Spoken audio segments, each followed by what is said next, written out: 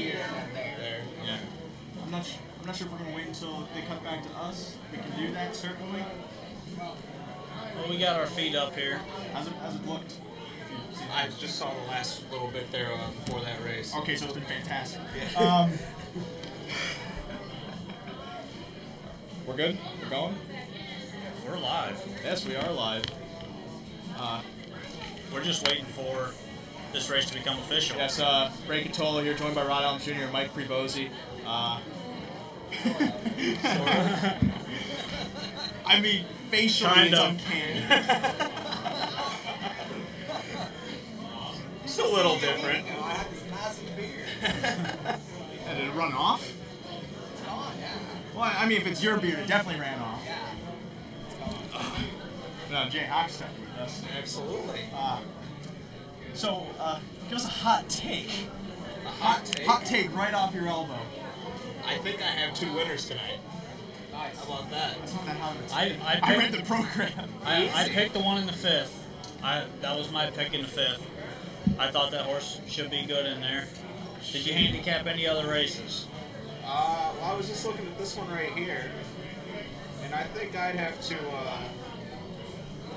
I don't mind the 5 horse actually. Thank you. Tommy Jackson's. Thank you. He was a pretty high priced yearling, and I know he raced a couple times with Paul Kelly last year. I actually raced against him with my own horse. And he's not bad. He has some ability. I think another year of development it will help him quite a bit. He should be pretty tough. Shirts are $10 each. I think they ran out. They ran out. They're making more. They are making more. Concierge service and radio host Ray Catola here. That's what happens when they put us in the front. Part of me is so tempted to lie, because that's just what I'm trained to do. But I'm also a representative at this point. I feel like I feel many things. So they're showing the replay. They're about to show the replay of race 2 on the live track feed here. I was going to ask you think the 5 was high priced just by the name? Someone said, if he wins, that's what I want. The perfect stallion name. Well, actually, now it's credit winner. How much credit did he actually win? I mean, I'm not here to get semantical about it. I mean, You're the one that trains them. I just think I could do a better job at it. 'Cause I of bet. course you can. I'm always sitting back going, that's what I would have done better. He's Tony like, Lazinski.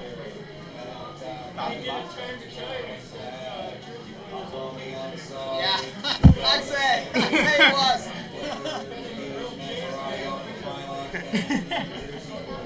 So if you don't know, Jay and his dad and his mom originally stabled out in Chicago.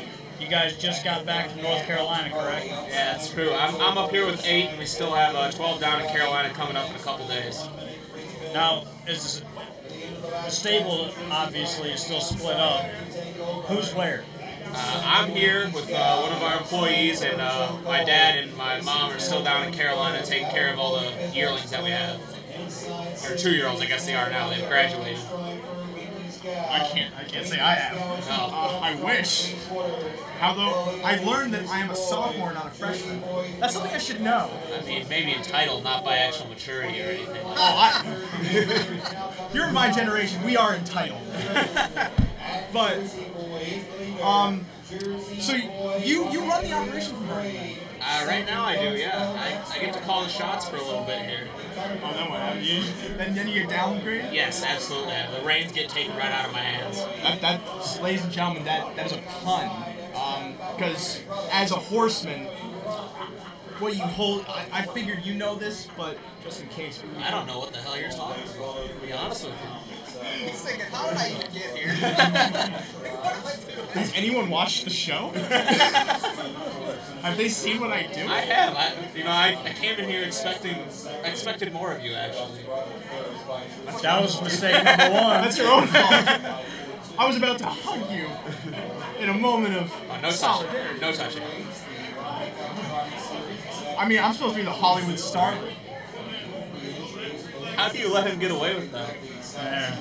He's impossible to control. You have to let him do stuff sometimes. Because he pouts if he doesn't get to do what he wants. Don't pout. We should be getting a cue any moment. So I think we need to tell that story how... Hello. We're back downstairs. Feedback loop. And Yeah. here we are with not Mike Prebozy. I think. Not this time. Not this? Okay, I have many questions to ask from there. Jay Hochstetler. Inherency? That's not the word. You are the reign of the Hochstetler fortune? The second in line, I guess you would call it. That makes more sense and sounds more correct. But you are up here for your father, Homer Hochstetler's got 2 horses in tonight. That's true. And first off, right off the bat, what do you think of your 2 horses in here? So in the 5th race, you got Northern Fiesta. She's been on the half miles, and frankly, she's just not a very good half-mile horse. She was really good at the end of the Vernon season last year. She picked up 2 wins and a 3rd in the top class right at the end of the season, which is why she's still in her stable, because we knew she'd be good here. I think the 7/8 track will be a huge upgrade for her.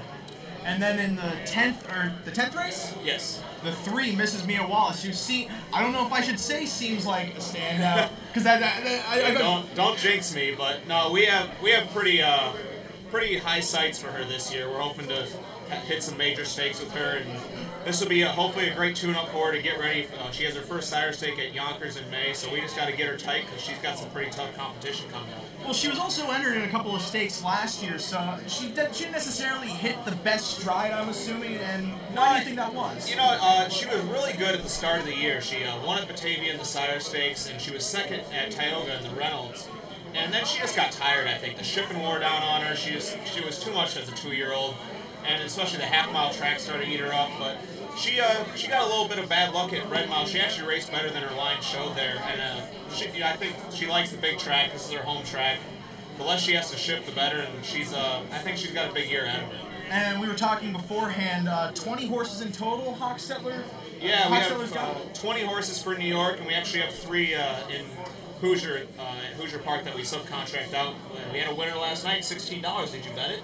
No, because no one told me he was in. You have to tell us these things, Jay. I didn't update my stable alerts. You're such savvy gamblers, I thought you would have had it for us. Quickly, before we send it off to the post parade, of those 20, any in particular we should be watching out for this season? Yeah, actually, we got a 2-year-old American Ideal filly named Simone. She was out of a mare that we had named Reed Escape, who was a multiple sire stake winner. She looks like she could make some noise this year. All right, Jay Hochstetler of the Homer Hochstetler stable. We're going to send it back upstairs to Scott Warren for the post parade.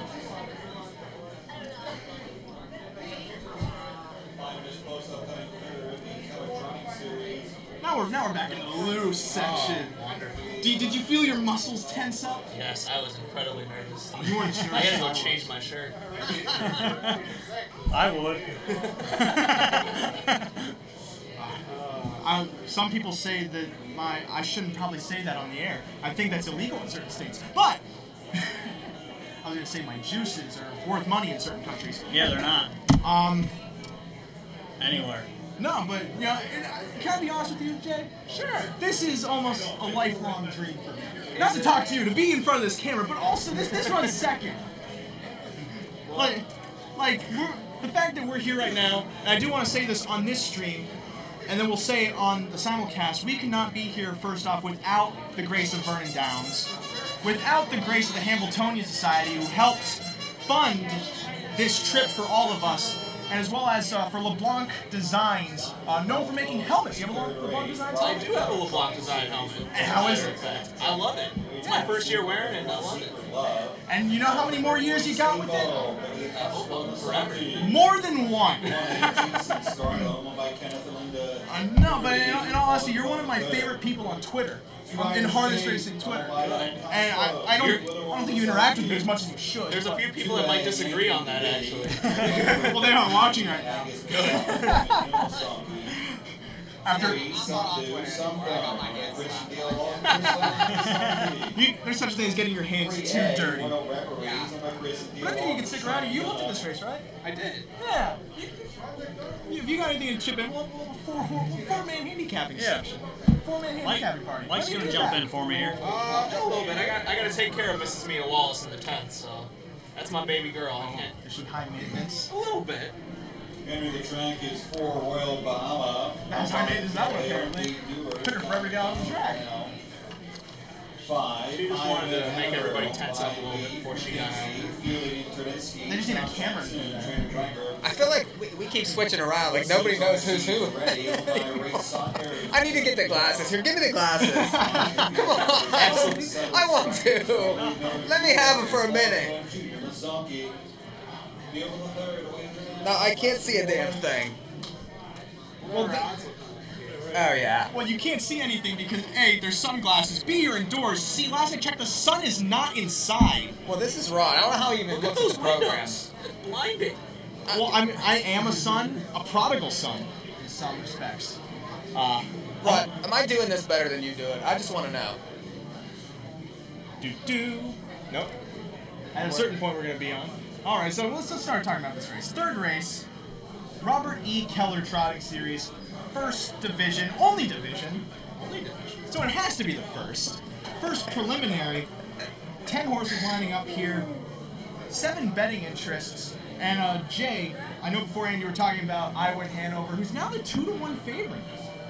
Yeah, that's pretty interesting actually. I like him, but at the same time, we have the 2-horse. That's not a bad mile at Saratoga actually. 58.4 in 2 minutes and 3/5.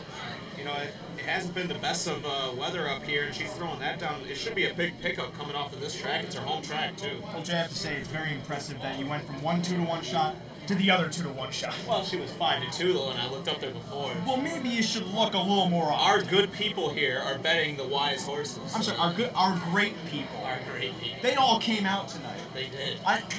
This was one of those moments I chickened out. I almost said there's a great crowd here tonight. I saw at least 10 people. If I didn't say it, I can say it on this feed. They gave away all the T-shirts and they're trying to take ours. Yeah. Ours don't even say Vernon Downs on them. No. So I think that's flattering for us at the very least. What do you think of the price on the 3? I think that is extreme value. 3-1. I mean, I thought this horse would be 3-5 in this race. Well, some did and some didn't. I mean, maybe it's the post. I don't know, but I like the 2s. Yeah, I would have to say 7-2 on the 3 is legit. I have to say, I mean, the 3-horse, the 3, not the 3A, I think is probably the one I would, be interested to bet there. But the 9-hole for the first lifetime start, I don't think they're going to be very aggressive coming out of there. If you're betting them, I hope I'm wrong. I just don't foresee especially you don't want to make a break off a qualifier after requalify. So I can't see a very forwardly placed first quarter there. Well, looking at the board also, though, one entry, 11-1, is there any legitimacy to them as possible upsets? They're both very green horses by the looks of it. One of them's making their first start. Yeah, the 1A, Howard Acusco is the trainer there. He's a legend. I mean, he's the guy at Vernon Downs, and he's very crafty with the trotters. So he could easily have this horse more ready than its start actually shows. Well, I mean, he doesn't train only the 1A, he also trains the 1 by virtue of the entry.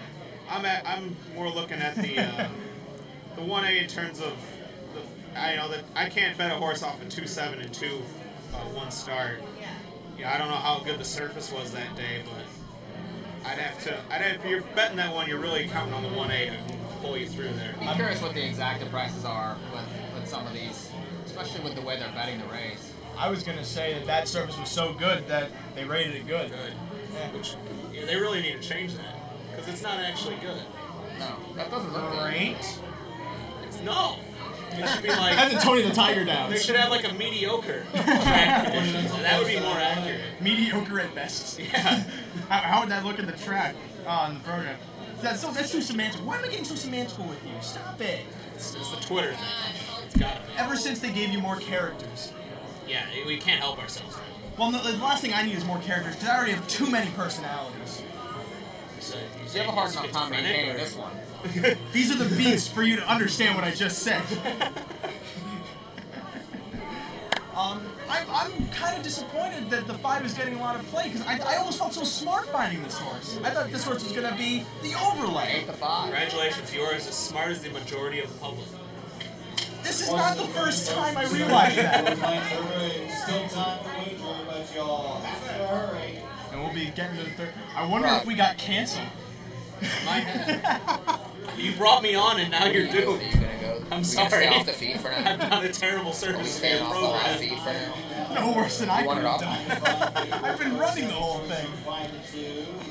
I'm not doing it for this race. But this is a question I did want to Do ask you you. want the feed up Pinehurst on here? is your main Track operation feed. where you guys stage. It's our winter base. It's your winter base.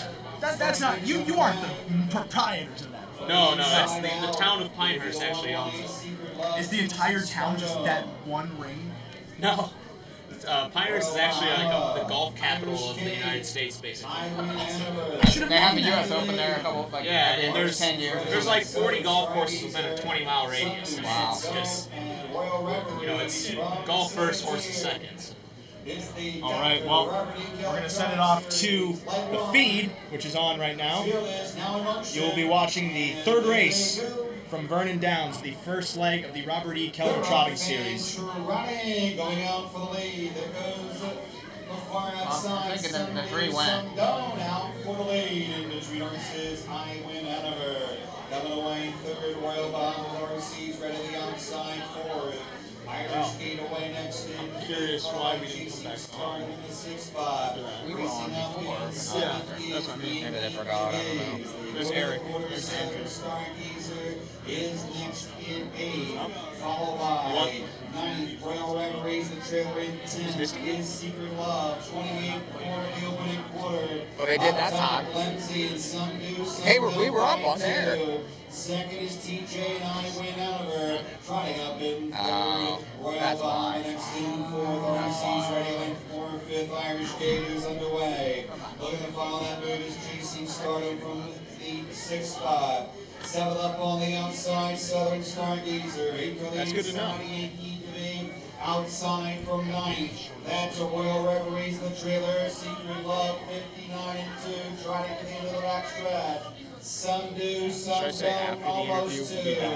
I win Hanover. A first over bid from Jimmy and Irish Gate. The inside 4th, Royal Bahama, the outside with chasing stars. They do 3/4. Some do, some don't. Still, the length and a half lead. 3/4 on the board at 128-2. They come to the top of the stretch. And some do, some don't. Turns home with command. Some do, some don't. Pulling pocket. Comes I win Hanover. 8 to go. Some do, some don't. Digs in. Center of the racetrack. I win Hanover. Some do, some don't. Some do, some don't. In front. I win Hanover second, Irish Gate third, in 157.4. So all it took was me to like that horse. The last one you think of is usually the best one. Was it T.S. Eliot? You went to college? I figured you'd know that. That was Farva from Super Troopers. But it's supposed to be some do, some don't. I didn't know if you could pull off the polar opposite of that reference, and you somehow did. Bahama fourth. Some might call that shenanigans. Shenanigans. I barely know her! So that was the third race. Are you too young to catch that Super Troopers reference? I don't like Super Troopers. Oh, man. New ones in theaters today. I'm trying to think of the last movie I saw. I think the last movie I saw was Bob Saget's stand-up special. That's not a movie, though. It's at all.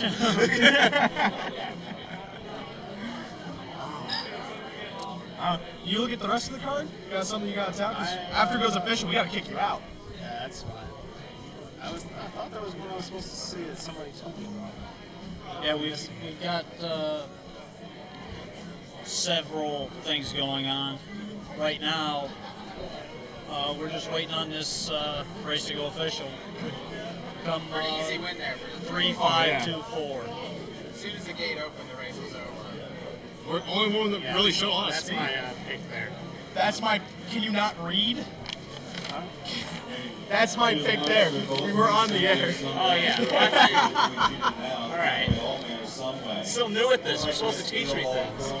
I would, ninth race, I'm going to go with Catch the Wave. I feel like we're all on this horse. Well, you guys need to we all stop can't being be smart. Well, not only that, that would weigh the horse down. Yeah.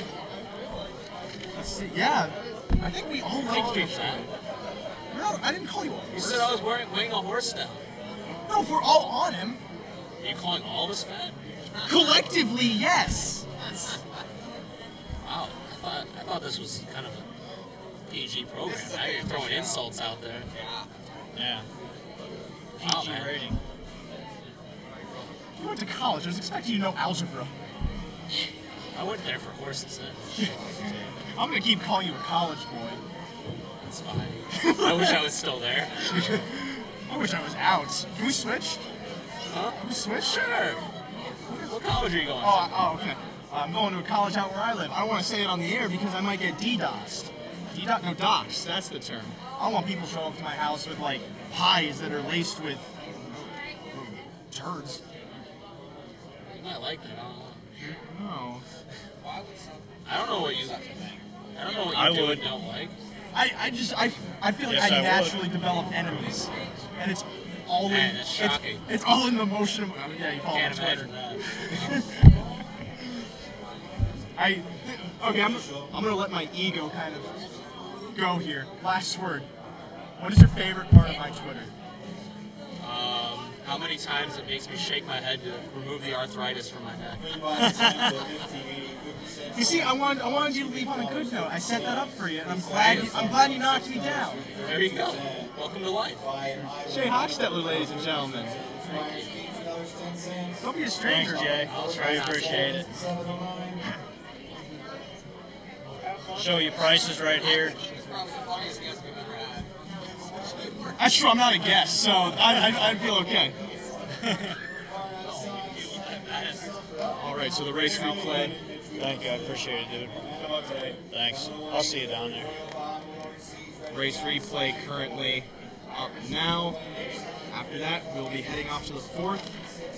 I'm still prepared to take a break after the 4th. I'm going to be leaving it up to these two guys. I think you guys can handle it. You think? I think so. Yeah. You've handled me so far. I'm really, in Greek mythology, I would be the ultimate test before you guys transcend into the ethos, or the ether. The ethos is an entirely different thing. Yeah. So for my picks so far, all my second choices have won. I don't know if that says anything. Apparently, I can't pick winners.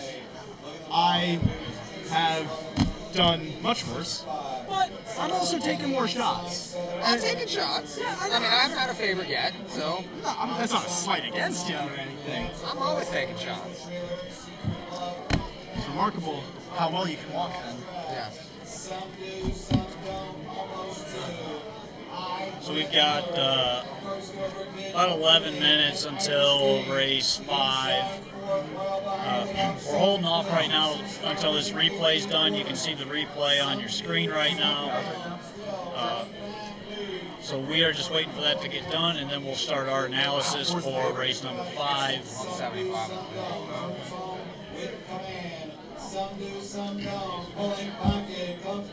Questions, comments, Concerns? anything, NAHUPicks.com. Click on the contact page. Also the Twitter. Twitter at NAHUPicks. YouTube, At NAHUPicks. Harness Update. At Ray Catullo. At Junior Allums. That's it. Not at me. Order finish, one secret love, 10, 182. I had one of those moments where I forgot who won. Three. I watched it twice. 3-5. That was a decent pick on the 5. 8 to 5. I thought that was very good value. I can't believe the 3 paid $6. That was huge value, as far as I'm concerned. I thought that horse would be 3 to 5 easily. Let me know more on. Upcoming fourth race, it's on the mid-double, races 4 and 5. No changes either. Mid-double here. Watch the feed, let me know one. 709. Watch the feed, let me know one. Back downstairs. Review, race number 4.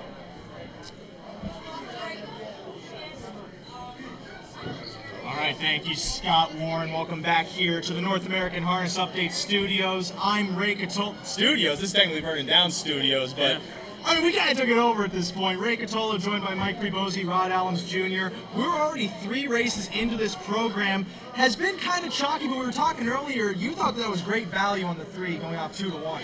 I do. With that horse's back class, I think the post maybe kept some people away, but as soon as the gate folded up, that horse looked all the best the whole way around. So And 2 to 1, a good price. And while we're reminding people, we are, again, North American Harness Update, and we also want to shout out all of our sponsors that help make this possible, including Vernon Downs, who was gracious enough to let us come on and cover these races and guide you through. I say guide, we've been doing a decent job letting everyone know the contenders, who's who, what's what, and when is when. Those sponsors not only include Vernon Downs, but also the Hambletonian Society. They were a great help to us and helped us to put this show on. We want to thank them, and we'll have more on the Hambletonian Society later on, as well as LeBlanc Helmets, LeBlanc Designs, excuse me, they make helmets. They make beautiful helmets for horsemen, drivers, and also make any kind of stencil, any kind of airbrush design that is LeBlanc Designs. That said, this 4th race now is a non-winners at 350 and they're per start in the last 5 starts. 6 horses going postward here. The 4 pounds K opened up the favor, and I was kind of surprised by that because I thought this horse would be a bit of a price. About 350 in the win pool currently. The 2's taking some play, who I like. That's 6 backs. Michael Martin drops out of races from Monticello. Should flash early speed, control the race. That hasn't been a horrible place to be so far. Rod, for you, it seems like I can look at your program right now. You really like one horse. No Yeah, I'm on the 1 here, the Big Muscle. I like this horse coming back from Saratoga. Like I said in the pregame show, this horse hits the board, has been doing well. With his racing style, I think he does suit this track a little bit better than he does the half-mile tracks. So I think he's going to need some fractions to chase into. But, this horse definitely plays at right now 7 to 2. For me, I thought Pounds K was going to be a bit of value. 7 to 2 then on the 1 Big Muscle. I agree with you. 3 to 1 then on 2 6-backs. This was another horse we were talking about on the pregame show that had a chance, especially because of his somewhat rough draws over at Monticello. He's also been racing against better, so that also is playing to his advantage. He's 3 to 1 right now. Taste of Justice, the 6 horse at 8 to 1. I had some questions about, but I still marked as kind of a curious horse. He's dropping in class technically, comes in off a race where he just had no chance because of broken equipment. And other than that, he's had some rough draws, outside posts over at Monticello, but has raced well against lower competition, but also from an inside post. And I'm curious if you guys think this horse has a shot, and at 8 to 1, if that's a good value. I mean, there's value, but I just don't know if the horse can get the trip that he's used to getting, just because I think some of these inside ones are going to go. And you could throw out the last race, but the previous 3 races, really, I'm not necessarily a fan of. 3 for 42 last year is an issue for me. 5 minutes to post here for the 4th race at Vernon Downs. We're going to send it up to Scott Warren for the post parade.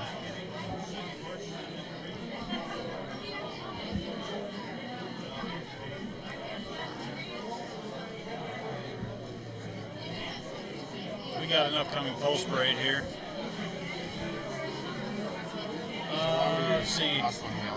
Current favorite is the 4 Pounds K at 7 to 5. Because last time we got cut off. Taking more money than I thought this horse would. But, the horse plays. I think you got to use him. But I'm still on the 1. There's a contest later on called a horseplay. I slipped into my natural accents. You could not tell. Uh-oh. This is the voice I was born with. If I had the cojones, and I do mean if I had the cojones, I would do one of these race analyses Entirely in an accent. You should. Okay. No. Well, now I have conflicting opinions. I don't know which one's the devil and which one's the angel. Either. Again, this just feels like life. Where's Jay Hochsteller? Gone. So they're about to post parade here for race number 4. Here's the bugler. I knew it was going to come on. I almost kind of like that they don't cut back to the video for us necessarily after the post parade. It allows us to watch the odds more. So we're just on audio, not video. And video.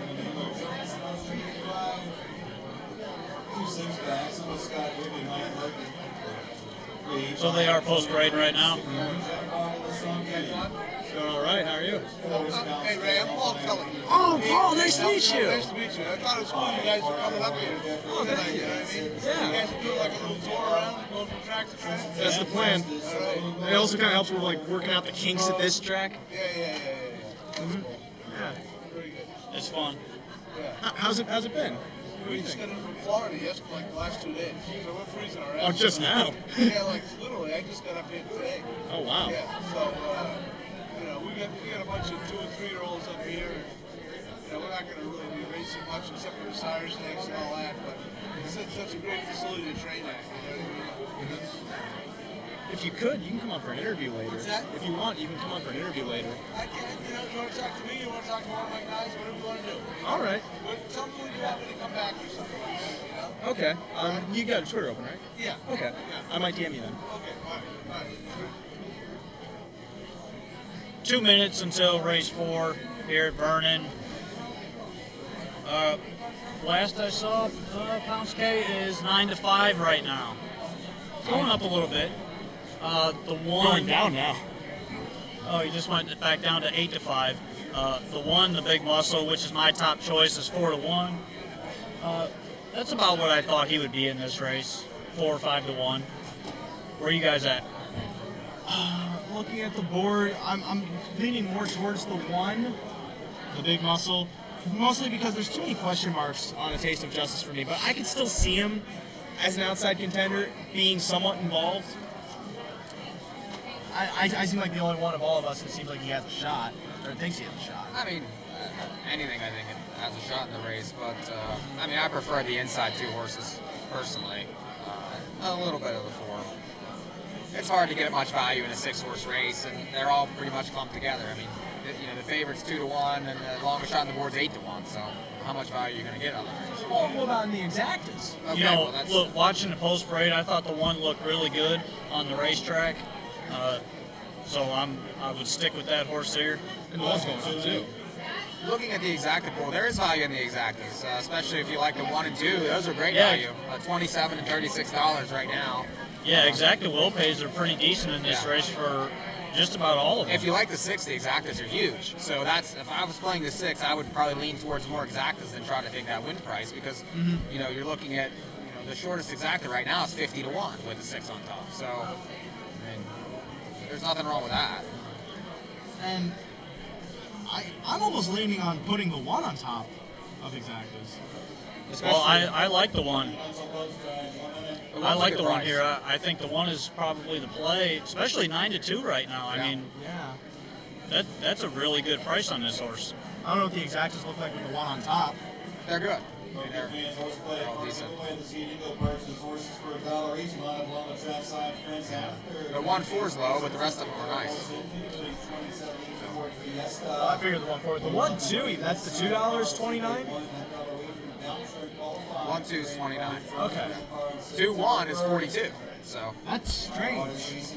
if I was playing, I would probably, maybe box a 1-2 or use 1-2 on top of exactas. 1-2 with a 1-2-4, something like that. Again, they'll be going to post momentarily. Now the 2 going down to 9 to 5 favoritism. The 4 pounds K, the second choice. It didn't click with this just yet. Wait for it. Wait for it. No, it's been good. There it is. The odds changed. it's serendipitous that way, that I just knew it was going to happen. It buys me legitimacy and street credit. Yes. No, it doesn't. And maybe it will lower, or I want to raise my street credit score. I might be able to take out a mortgage then. But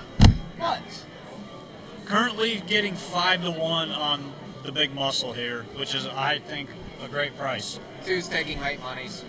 this is really a wide open race, and the betting board reflects that, as it should, because it's representative of what the public thinks. And the only thing they're thinking is, well, the 6-horse, we don't know either. For the taste of justice. But even favoritism is between the 2 and the 4, but the 1, 9-2, that's the horse I'm going to be on. Agreed. Why does it buffer now? Rod, are we getting any comments on... I don't know. Because nothing wants to work. Well, it's currently 7-11 on the East Coast. Yes. Race 4 about to go. About to basically slushes up this. Slushes up. I just came up with that on the spot. Nice. So we're trying to make sure we get a feed that's working here. And after this race, I'm planning to take a break. It's up to you guys. You're going to head up and call the next race. I'm going to try to. Okay. I am knighting both of you. You have my blessing. This is the 4th race in Vernon Downs.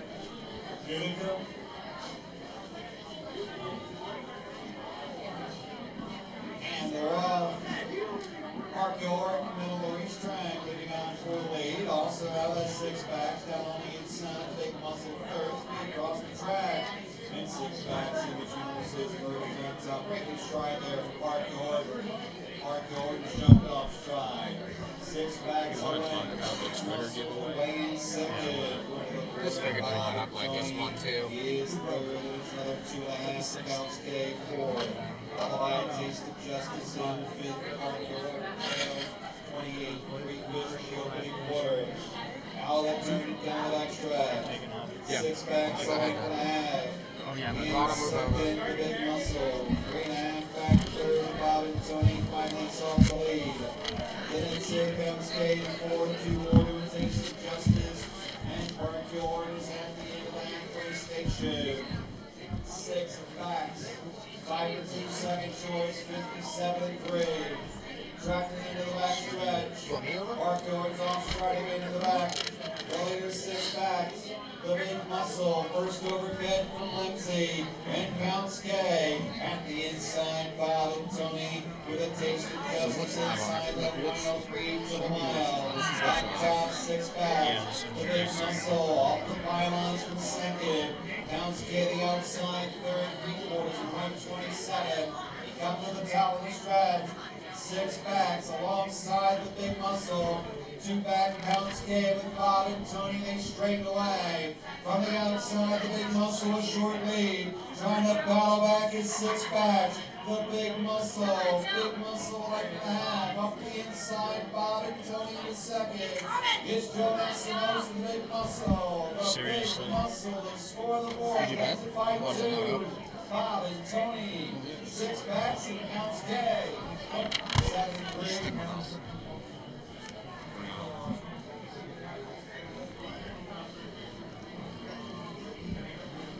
Okay, so We had a little bit of buffer in there.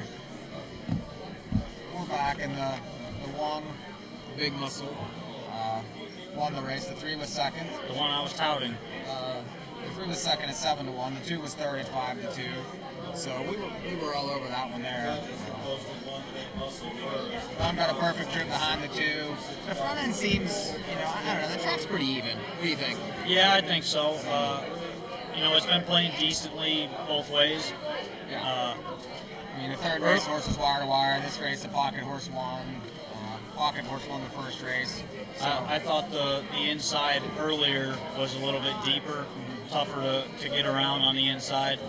Now it seems to be dried out. It's pretty breezy out here, and the track looks like it's drying out quite a bit. yeah, so 3-1 on the winner there, and This should be a decent exacta here. Yeah. Let's see where that goes. But we did give you that horse. The next race isn't bad. It's Fillies and Mares, numbers of 500 per start, last 5. That's a purse of 5,000. So we're starting to get to the upper levels here. Yeah, I don't mind this race. It's a decent race, but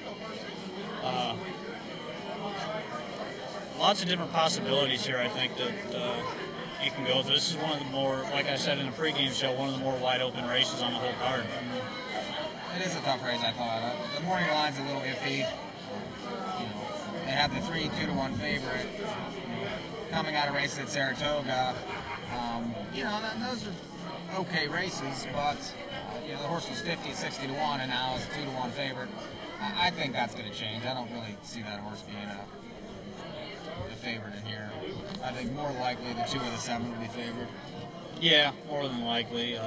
They're probably going to bet the 7 quite a bit. It's Truman Gale. He's got a winner already tonight. And, the 2 just because he shows the time. But Pompano is a fast track. It's hot down there. Now, what do you think about horses transferring from Pompano up to the colder weather? Is that good for them, bad for them? What do you think? I'm not going to say it's good or bad for them, but I think the ship takes a toll on them.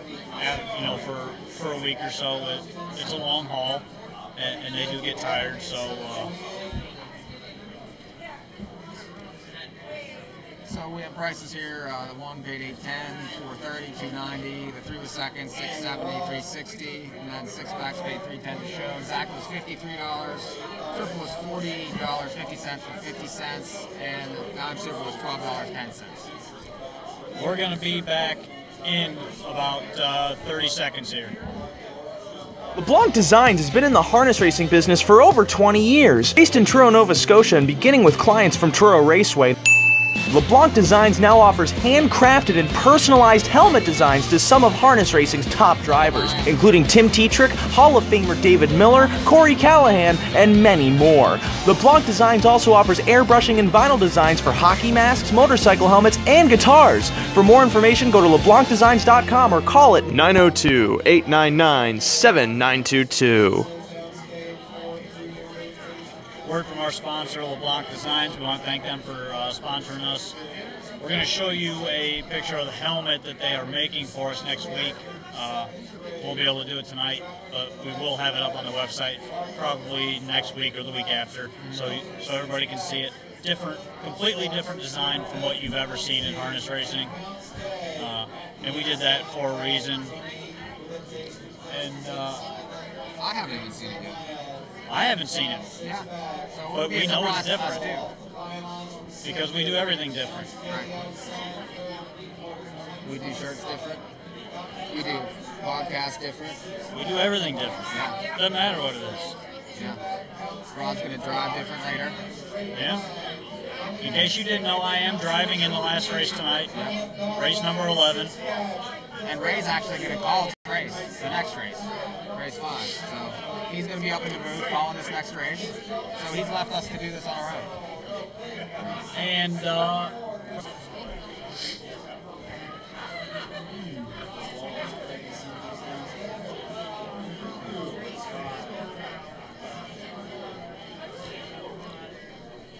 okay, so race 5.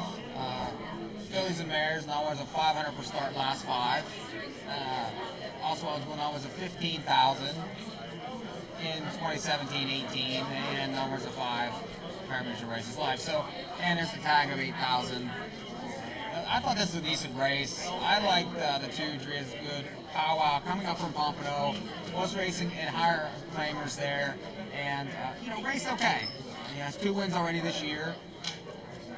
This horse should be competitive against these types, especially with its recency, and coming up here to face some of these horses that maybe haven't been racing, coming back to the new track. So I'll try that one. The 7 Kardashian is another one.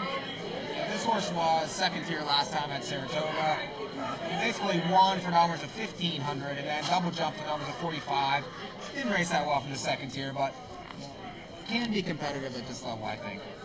Yeah, I agree. I think Kardashian, that for me, that's the horse that I like in this race.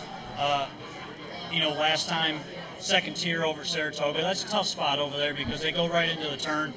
The horse didn't race very well, but 2 back, this horse raced really well, sitting up close. If this horse with Truman Gale jumping back in the bike gets a trip up close, I think is going to be competitive once again. And you're currently getting a price of 3 to 1. I think the horse is probably going to take some money, but for an outside horse here, how about the 4, Velocity Kelly? I think that horse plays a little bit. Coming off the layoff, it was a really good qualifier, coming back half and 59 flat. If this horse is ready to go, I think this one's at a big price.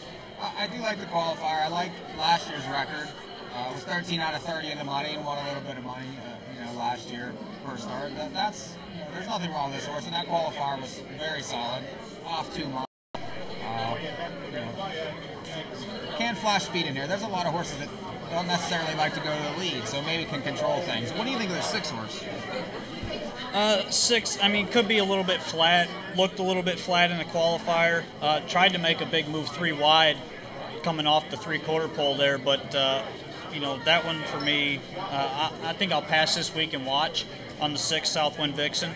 But my top play here is this number 7 Kardashian, and I'll back her up with the number 4 Velocity Kelly. Real quick, those of you on track, social media contest, if you want to take a selfie with us in the background, we're going to pick 5 random winners after race number 7. If you tag us on Facebook, tag NAHU Picks, NAHU PICKS, Facebook or Twitter, and you might win a prize from us. So currently the 2 is 4 to 5, looking like the favorite. 7 is 4 to 1. 5 getting late action here, 9 to 2. Should be about time for the post parade now. They're about to go out for the post parade here. We're off. So with that, we're going to take a short break here. We'll come back. We're going to have an interview with the trainer I'm driving for, Misty Carey. And actually, before that, hopefully Ray's going to be calling this race. Yeah. So we'll be back shortly with more 3 Wide.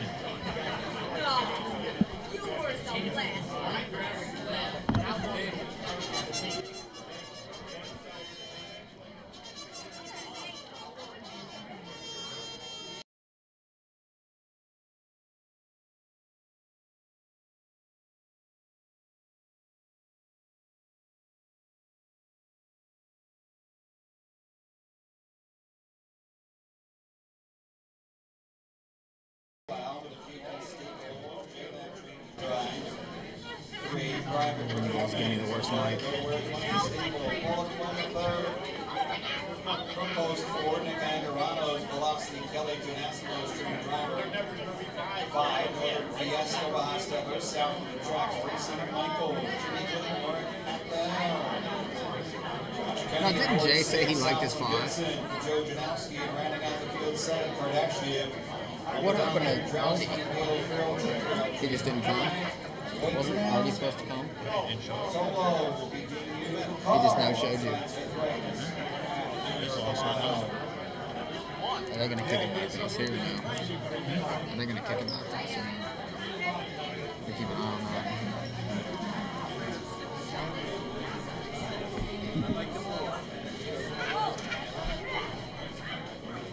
Did you text him or anything?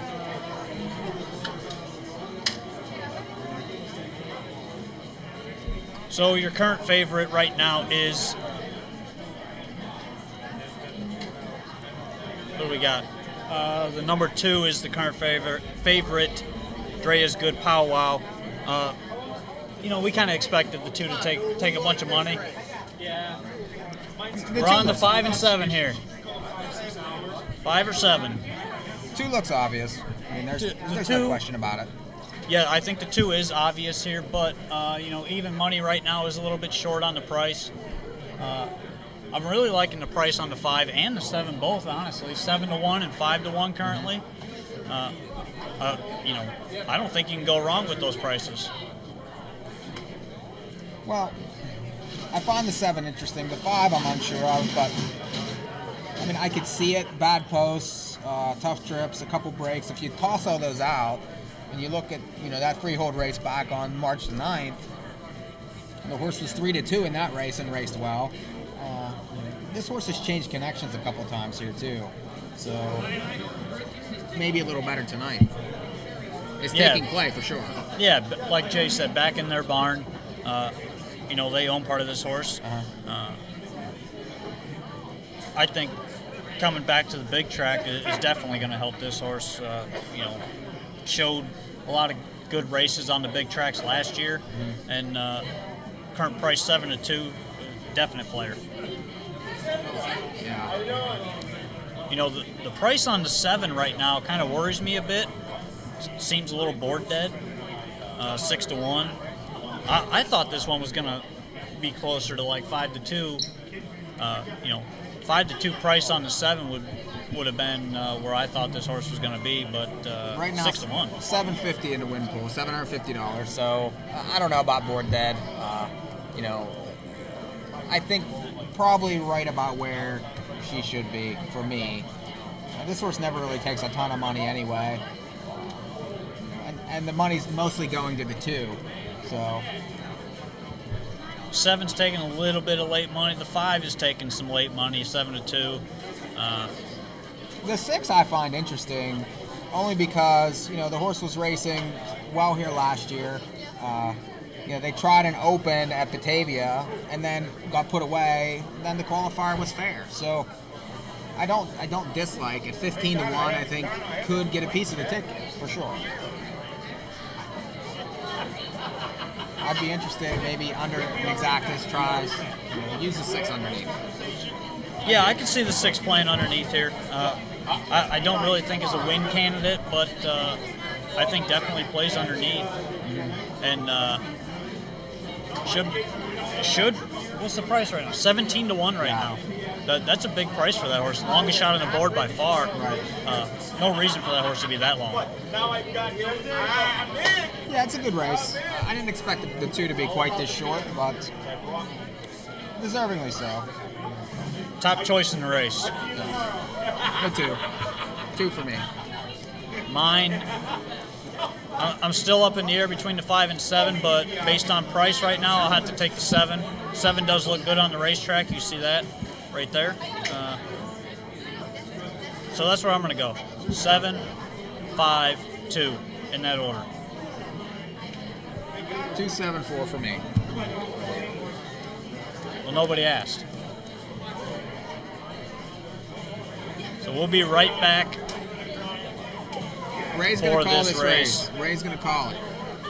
So You will get to watch and listen. So we'll be right back.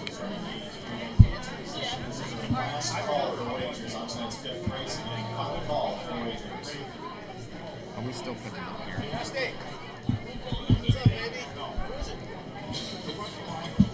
mean, this it's not the internet.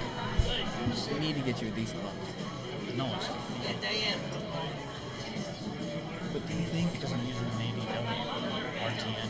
So I'll soon switch to ADW. RTN would be a play. Alright, that's right. So we're back. Ray is calling this race right now. Ray's calling it. What's his name? Ray. What's his last name? Catolo. Who is he? He works with us. Ray Ditolo.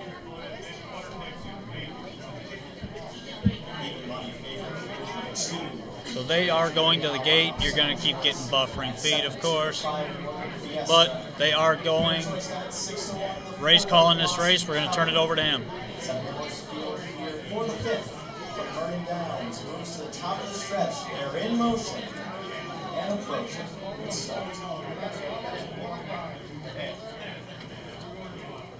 Let's see if he screws up. Come on. Often pacing, rough gated at the start, loving the life, catches the field as Kardashian from the far outside swoops out to take command. Dre's good pow out of the inside, trying to hold second from Velocity. Kelly parked out and marching onwards towards the lead as they move on to that first turn. Velocity Kelly moving up to challenge Kardashian. Kardashian trying to let her clear as they move on to that opening quarter. McDonald and Dre's good pow out sits third then as they move on to that first quarter. Out there too, boy. Private performance. That first quarter up in 28-1. So as they move on to the back stretch, it's Velocity Kelly leading the way over Kardashian. Dre's good powwow is sitting third, about 2 1/4 lengths off the lead. Then back and forth, Private Performance in front of Northern Fiesta fifth.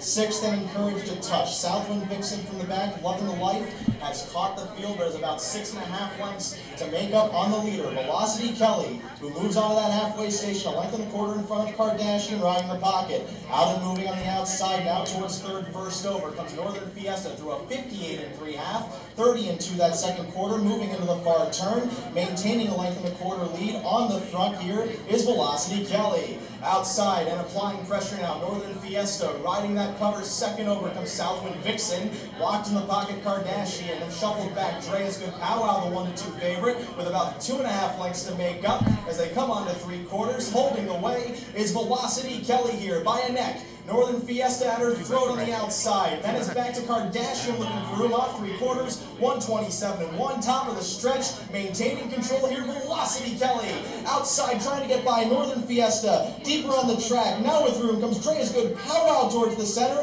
Horses late Kardashian into the final 8. Form across the track. Velocity Kelly holding on and game at the inside. Velocity Kelly gonna hold them all off and take them nearly.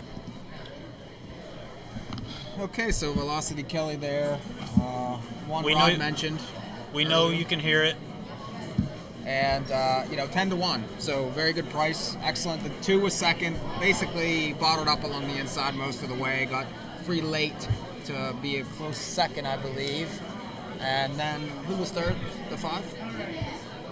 I believe so, yeah. 4-2-5. So our interview is coming on. Here, come sit in the middle. Have her sit in the middle.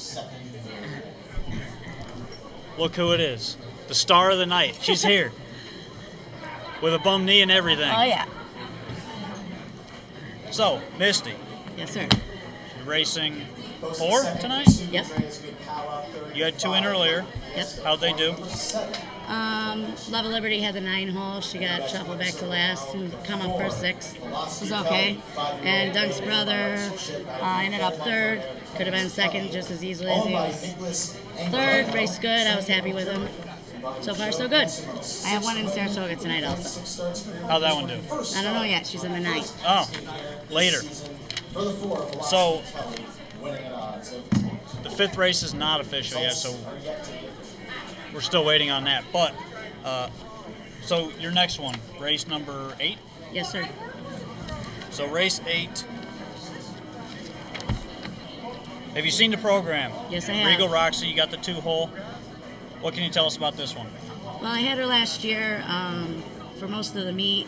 She was really good for me here last year, and the connections took her back up to Buffalo for the winter. She kind of struggles on a half. We're hoping since we got her back here this year, she's gonna be just as like she was last year. She was kind of a nice mare here last year, so we're looking forward to her. Is she one of those that's more adept to the big track? Yes, she struggles on a small track. So that's one thing you can watch out for later. That's race number 8. You got one more in. Yeah. Last race of the night. Now, you got probably the best driver on the planet. Right. I see this. I see this. On the planet? Obviously. I'm driving this one. Why? So tell I me wanna something. know. Tell me something. What don't I know about this horse? Well, he's Ginger Tree Finnegan. When will you win again? he's an honest horse. I mean, he gives 100% every week. He's been good for me. He's been racing really good over at Saratoga. I don't really have any complaints about him. He is what he is. He's a 6-year-old and he's a grinder, and He tries hard. He gives you all he's got. That's good to know. I do believe we are back on the Vernon feed. No. Well, no, we're not. We're going on after the replay.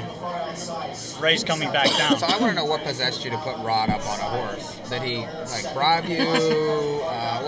What was involved? I think it was pretty easy, right? You just said, "Hey, can I come and drive a horse for you?" And I was like, "Sure, that sounds like fun. Let's do that." That's awesome. And then just went from there. So I don't know. It sounds like a really cool thing. I mean, we have to get some kind of publicity for this business, and anything we can do to make it look fun and show people what it's all about. I think it's a great idea. Yeah, and we really appreciate you participating in it and taking the time to come up here. We know you probably had trouble walking all the way up here, up and down those hills and ramps with that bum knee of yours. Oh yes, yeah.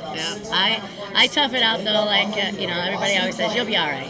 You'll be all right." So tell what happened with the knee, because everybody, our watchers, our viewers know I got a neck injury from working with horses. You hurt your knee. Yeah. How'd it happen? Well, it's not a very exciting story. I was washing dishes at my sink, and I turned around and said, "There's no place like home," and clicked my heels together like Dorothy. And I was like, "Wow, that really hurt." And I couldn't walk. Oh my God. And now I have my meniscus is messed up, and I have a little tear in my ACL. They Also. can fix that, Yeah, we're gonna fix it. Well, Mike is we're a working on doctor. it. Oh, perfect. So just stay after the races. You'll go home. You're good to go. Yeah. That's all I need. I know we always have a joke in the barn that say, why can't I been injected or something? Just keep going on. Yeah. I don't know about that. Yeah, you still got a couple more weeks yet before you go on the shelf. Yeah. So. Yeah, but it just slows me down a little bit. I still manage to get everything done. Just a little slower. Now, you told me the other day we were talking, you're normally around 20 horses. You're now around about a dozen. Yep. Just because of the injury. How are you dealing with not having that bigger stable right now? Actually, it's kind of nice, actually, because we're a little bit more selective about what I'm taking in the barn right now. And I think we have a pretty decent stable going into Vernon into the summer and spring and summer season. We have some young horses. We have a lot of new horses in our barn, so that's really exciting for us because we're kind of a family-run operation. My son and my daughter also help out in the barn, and he warms all the horses up, and he's kind of my boss, really. But I have to say I do something. What exactly is something? Something. Well, some things would be plural. No, we have something. a farm. We swim. I swim horses. We turn out. I obviously rig all my own horses and all that stuff. But Brennan is 15. He thinks that he's the boss, so he lets me work for him. So that's really nice of him. Again, we are live with Misty Carey after Ray just finished calling that last race. He did a good job too. And That was a good job, right? Yeah. Excellent. Great job calling that race. Misty raced 2 horses earlier. She's got 2 more in later. I'm driving the one in the last race. That's why we got her up here. We don't really care what she says, but we wanted to get her up here. No, I'm just kidding. But again, race number 8. 6. Are we talking about her horses or in this Her next horse. race? Her Okay, horse all right. in race number 8, Regal Roxy. You think this one likes the big track a little better? Yes, than, absolutely. Like I said, last year I had her. She did very well for us here at Vernon. She left us for most of the winter. I recently got her back, raced her at Saratoga. A few starts just to keep her energy up and keep her fit. And I'm really looking forward to her racing today. I think she's going to be very good tonight. And then race number 11, the one I'm driving, Ginger Tree Finnegan. You talked to me about this one earlier in the week, and he's another one likes the big track. He's always right there. Yes, Doesn't he is. win a lot, but he's always right there. Yep, that's what we say. Ginger Tree Finnegan, when will you win again? Maybe tonight, hopefully. I hope tonight. That's what 'cause I'm I'm hoping. driving. Rod said Yes. he's going to dance after he wins this race. Oh, perfect. Yeah. I don't know what dance I'm going to do. It might be like a disco thing, but... so, race number 6 here.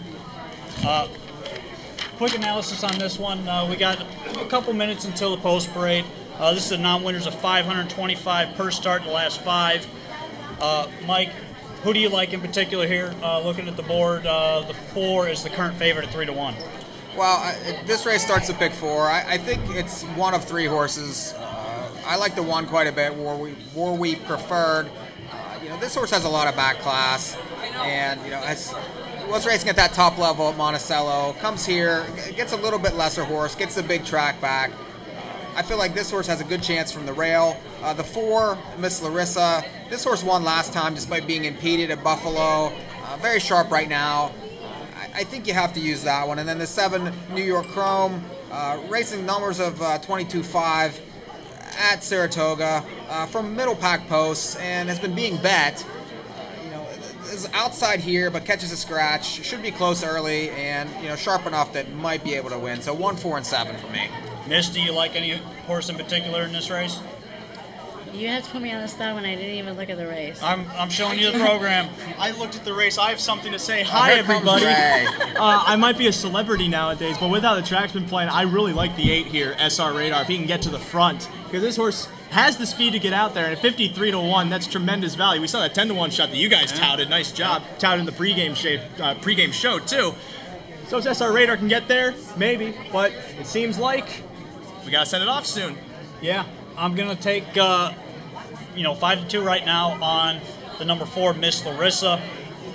This horse is coming in good form, racing at Buffalo. I think this is a step up just a little bit, but Drew Monty, Darren Monty, good connections there. And moving to the big track, I think this horse deserves to be played and deserves a look at 3-1 right now.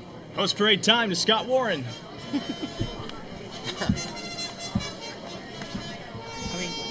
So we're off there, but we're still on ours. Okay.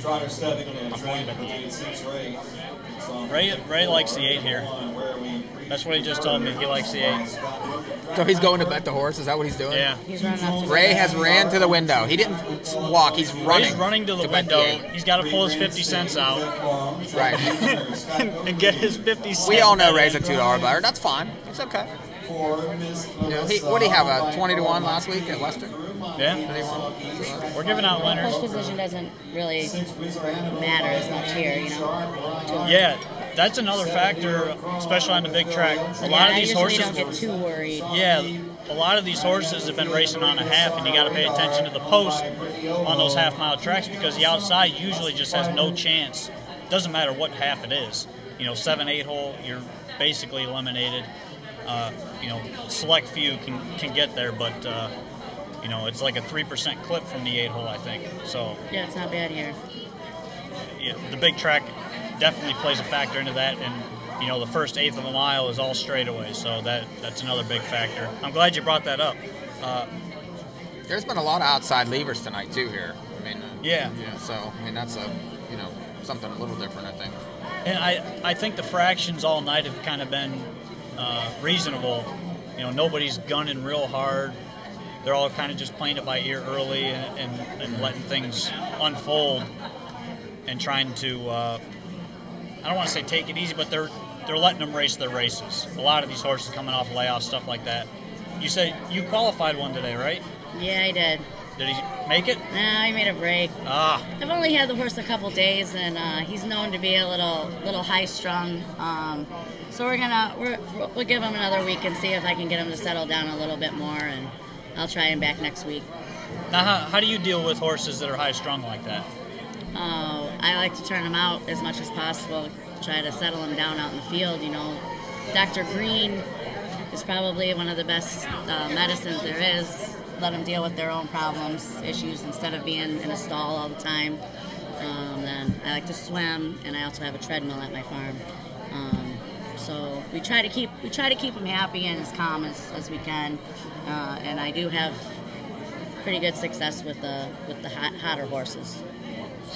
Yeah, I think the treadmill and the pool, even a mixture of it, does those hot horses pretty well, and it really keeps tension off their mouth, their joints, Yep. things like that. Absolutely. So that makes sense that you would do pretty well with those types. Misty Carey, thank you for coming on. Thank you. Thanks for letting him drive, too. For putting me up the drive. Hopefully we get in the winner's circle here in a couple hours. Yep. Then we're going to do a little dance. That's right. On the bum knee. Thanks. Bye, guys. See ya. That was Misty Carey joining us. So anyway, pick 4, all the races analysis up on NAHUpicks.com. Pick 4 suggestion on NAHUpicks.com for me. If you look at the website, on the front page, everything's underneath the video, which hopefully is streaming currently. Should be. $54 ticket. It should pay okay. I'm not sure what the pool is right now. I need to check that out, so maybe need to look at that. But they usually post that on the feed. But currently, the 4 is a 3-to-1 favorite. Nobody's really taking heavy money in this race. 1's 3-to-1, 4's 3-to-1, 7's 3-to-1. Those are my 3 that I think are the top contenders in the race. But Ray likes the 8, who's 20. Rod, where were you? You were 4? I was on the 4. Okay. I thought the 4 had a big chance. Currently 3-to-1. The 1 just dropped down to 5-to-2 favorite here. So that one's taking some play. And the horse Ray likes is 22-to-1. The 8 horse SR Radar. 4 stands to get a good trip, I think, maybe in the pocket. That front end has been decent, especially the last 3 races. Has been better than from the back. Yeah, I think it's warming up a little bit actually, and that might play a little bit of a factor into.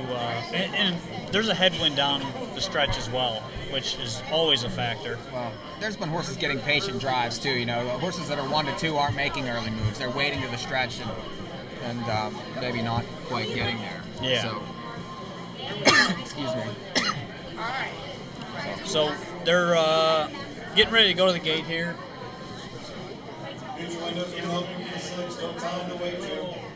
And now the 4 is 5-to-2 favorite currently, co-favorite with the 1. So, quickly, top choice. I'm on the 4. Mike? I like the 1, but I'm using the 4 and the 7 also. Ray is on the 8. This is a $100 bet between us. Uh-huh. Yeah. Fun time to pull that out. That's good. I'll take my chances with the 1, especially with Martin. So they are going to the gate right now. And odds are not really changing.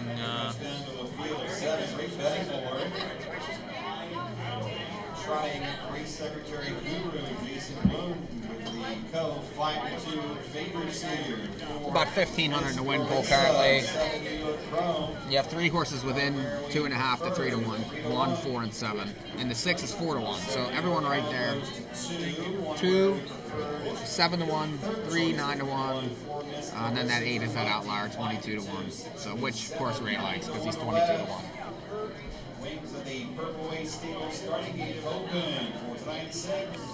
I'm gonna let Ray get his seat back.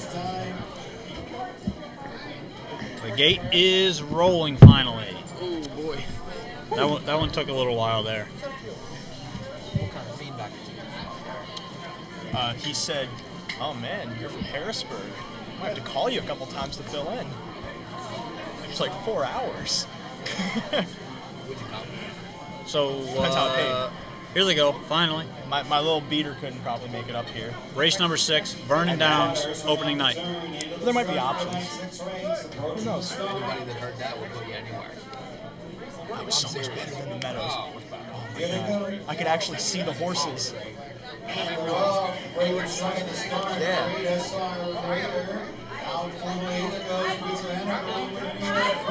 The 8 didn't make the gate. Well, even though you're buffering right now, a racehorse broke.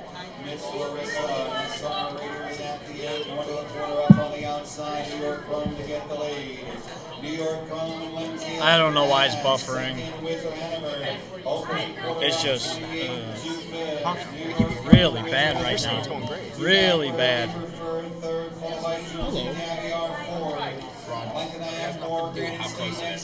Goodbye. Yeah. Back trying against our Raider, now turning down the backstretch. New York Chrome up top, trying to make a repile on a winning one. In second, Wizard Hanover. Where we prefer next in third, followed by Jules and Caviar fourth. Half a step, 58-2 is off the finalist. In third comes Michael Vernon, Where we prefer. He's soon to be up to challenging New York Chrome for the lead. In the pocket, Wizard Hanover. Second over up, Junior and Jules and Caviar stacked up. Third over, Giovanni and Miss Larissa. Sixth over the inside, Green State. Inside the final 3-8. First 6, 3 in, 3 out. New York Chrome. The outside, Where we preferred. With Jules and Caviar, 127-4. They come to the top of the stretch. And New York Chrome turns home with the lead. New York Chrome, Where we preferred. Jules and Caviar on the outside. Wizard Hanover even further out comes Miss Larissa inside the final stages. Where we preferred. Up to get the lead. Where we preferred. At least you gave up the horse in the last race. We Where love that we horse. preferred in front. New York Chrome, Wizard Hanover. Photo from fourth, Miss Larissa and Green State. 17643. It's already coming on. So we've got horses coming up soon, so we probably make it. Something tells me he's not. Yeah. He'd have been here by now. It was 20-somethings. Even though Jayhawks never came by. I'm going down. He wanted to see what we were doing. He's a good guy. They're all good guys. Anyone is good. Yeah, I know. And there we are. And we're back. Look at us. Yeah, We're the back. camera's over I got there. 4 programs going at once. I'm sorry. I'm infatuated by looking at whatever is this thing. Be my program. Be my book. Well, I was completely wrong about SR Radar. Albeit, I gave the specific qualification, that being, well, he had to leave, and he left in a different way. Left the race by losing stride. Well, the one got a perfect trip, and I thought he was the best horse in the race, and you get the best horse a perfect trip, he's going to win. I think we saw that in the first race, too. Yeah. You can quiet your phone now. And eventually bet down to 3-2. In a minute. He looked obvious to me. So. All right. Yeah, he played. Yeah, I mean, there's no, So. Are you calling me, Rod? I know. Are you trying? Do you want me to answer it? Don't. Okay. Decline. All right. So right now, Rod is currently trying to conjure up. We have a little plan for later on. Yes. We shall We're always see. planning. Yes. Including planning on looking at this next race. Yes. 7th race, right? Yes. 7th race. 8 horses this time. Tony Lazinski, who's going to be joining us later tonight. Okay. Really like the 2 here. Give me the cash. And also noted just Angus McDonald horses are always ones to watch out for. I actually added this horse to the pick 4 on that recommendation. So. You really didn't have him to start. No, I didn't have him initially, but on second look, I definitely used. So sometimes that's a good thing to do. Look again. Maybe you miss something, especially if somebody points something out to you. I feel like you're subtly saying that to diss someone. No. In the locality. No. No. I had Gimme the Cash from the get-go. You see a horse qualify winning by 24 lengths. First thing you do is you see how fast, and then second you see, okay, back class, and then the 2 things check out, and you go, this horse is going to be 3-5. I don't think 3-5. Not with the 3 in the race. Not with the 1 in the race. That's true, the 3, yeah. The 5, also, off those bad trips at the Meadowlands, even though the track's not really playing to his liking right now, is a definite use. I mean, it's pretty tough not to use that one. The 6, you're saying? The 5. Oh, the 5. Yeah. Yeah, I had the 5 marked too. I feel like he's got to be closer. I agree. But 3 back, at Monticello was closer and did win. So then went to the Meadowlands and, just had 2 brutal trips in a row. So. And, I mean, that worked out for Tiger Boudoir. Could very well work out for this one again. Correct. Or this one too. And he got a pocket trip also. And he never really showed much speed to begin with. So No. if this horse ends up being a decent price, I'd be in full agreement with you. And we talked about Mackenzie Starr at the inside. That's all class, really. Class, post relief, Vernon Downs, recent, a horse that likes the track. definite player. 8-1 morning line. You're not going to get that. I think No, it's you gonna won't be get less that. than that. Wait, for sure. that really 8-1 on the morning line? Yeah. I don't even have the morning line in front of me. Wow. 8-1 morning line. That's not going to happen. So, Ooh, you want to do results from the last race? we might as well. Yeah. 1 War We Preferred, $5, $320, $240. The 7 New York Chrome, $420, $260. The 6 Wizard Hanover, $330. $2 exact, the 1 7 16 20 50 cent trifecta, 1 7 4 20 350, 47 for a buck, 10 cents a perfecta, 1 7 6 4 $9 87 cents. Curious what these super pools are here. Dare I say, all right? I thought I was gonna say super. That's called a bait Whammy. and switch. Whammy. No, it's not a whammy. Whammy. You don't want whammies. Whammy. Brutal. I figure as a bucket hat guy, So you're going to see the bait and switch. replay. Not tonight. Oh, that's right. You got the baseball cap on. Yeah. I went Breeders' Cup tonight. I am getting ready to head down to the paddock to get ready for this drive. I still have to get dressed and everything else. Yeah, Rod hasn't been wearing anything up to this point. Yeah, I don't You're have leaving pants already, on. Rod. I don't have pants on. That's a common myth among news anchors. You're not going to the 11th. So I'm Stay trying for to- one more. I just need to make sure everything's good here, Okay. and it seems to be good. All right, you're not hooked up to that, right? You're hooked up to his. The Wi-Fi. The Wi-Fi of this computer's hooked up to. Yeah. Yes. Okay. We trying. We had the last one. We had the race before that. Had that $22 horse. Yeah. I was going to tell you, my mother always told me to bet on the show. Is that right? At least you win if you're first, second. That's a good. Yeah, that's true. You're right. Yeah. Yeah. Good idea. Yeah. I wonder if I should steal that idea. It was so great. You should. We could put her on. We'll put her on. Okay. So This is what they're seeing. yeah, and then We have a spot I do open. that and then transition. It's hit bang. Yep. Okay. So is that you, Rod? Are you gonna call? Are you? I mean, it's gonna be like an hour and a half from now. By the time we get to the 11th race, we're only on the 7th. I have to be now. I got to do breathalyzer. You got 8, 9, 10. He's got to do breathalyzer. I understand. What I'm saying is for that, are you leaving your phone on? How much battery? You No, I'm got? not leaving it on. He's just testing it. All right. So, you'll text me then. yes. Okay. We have to get ready here. Yep.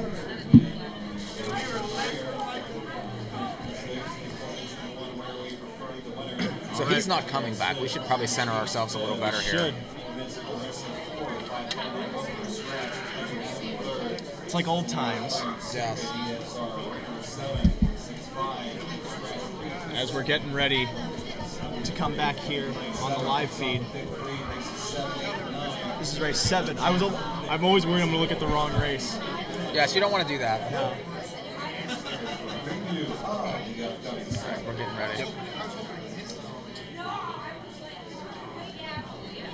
Popular opinion so far of the program seems to be very popular. Yes. That's what the phrase says. That's what it means, and I'm glad people think we're doing a good job. We had Velocity Kelly a couple races ago, $22 winner. War We Prefer. Albeit War We Prefer was 3-2, fairly obvious. You really didn't need our help for that, but maybe we guided you towards that direction. Who knows? Here's the next race. After the 6th comes the 7th. So the 7th race, a non-winners of 700 per start in their last 5. We got 8 horses lining up here. And looking at the tote board right now, the 3 Trooper Jim opens up at 3-2, shipping in from Buffalo Raceway. And we were talking beforehand that the betting in this race was kind of hard to predict. Agree. A lot of horses coming from a lot of different places, horses that are laid up coming off qualifiers. The betting is difficult. I do feel like the 3 is going to take a lot of money, though, off those 2 last blowout wins, the last 2 races at Buffalo. And we have another horse coming in off a similar qualifier to that of Velocity Kelly early on with the 2, Gimme the Cash. And if anything, her qualifier was much better. It stands out more than Velocity Kelly's did. And this horse is currently 7-2 right now, so that could be value. Well, you don't really see 24-length victories anywhere, let alone in these qualifiers, because a lot of times they're taking it easy, not necessarily asking for their best. So if this horse wasn't asked for her best and still won by 24. I mean, that definitely raises an eyebrow here, and raced well here at Vernon in November for sure. But then what do we make of the class dropper at the inside, the one Mackenzie Starr, currently 5-1, moving out of the numbers of 9,000. That race outclasses this field tenfold.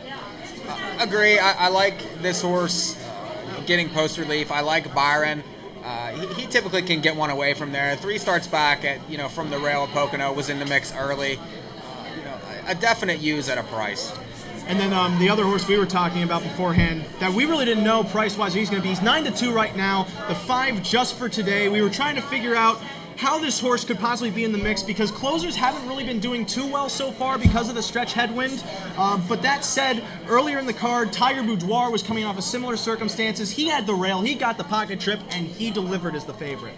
There is a lot more speed in this race, though, and if they do mix it up early, this horse has had brutal trips at the Meadowlands. That's almost a 5,000 races. Stack up just fine here. Did win 3 back at Monticello and had a closer trip. So I could see, with Merton, a little bit closer up early and should have some punch late. Well, now there's 2 horses taking money that I really didn't consider. One of them's being the 6 Pay Knight, who's currently 6-1, and the other one being the 8 Frisky Joe at 5-1. The 8 for one thing, he's coming off a decent lines at Saratoga. I give him that, but the outside post is somewhat questionable. But right now, we're going to send it to the post parade with already gone. Gone. Yep. Scott Warren. I was about to call him Steve Warren, so that's why. Don't do that. No. But we're still live over there. We're still live here. This is where things are a bit more winded down. I think this is very Larry Sanders show, and I don't know if you've ever seen that. I've seen it, but you keep bringing it up. Well, because the premise of that show is you have the live late show with Gary Shandling, and then afterwards everything that's behind the scenes. And everything that's behind the scenes is a lot more livelier. Not to say that what we're doing on simulcast isn't good. It's just there has to be a different feel to it. They're different worlds. There is a different feel. But this is our typical show right here. Yeah. I mean, this is just you, me, Rod, talking about the races.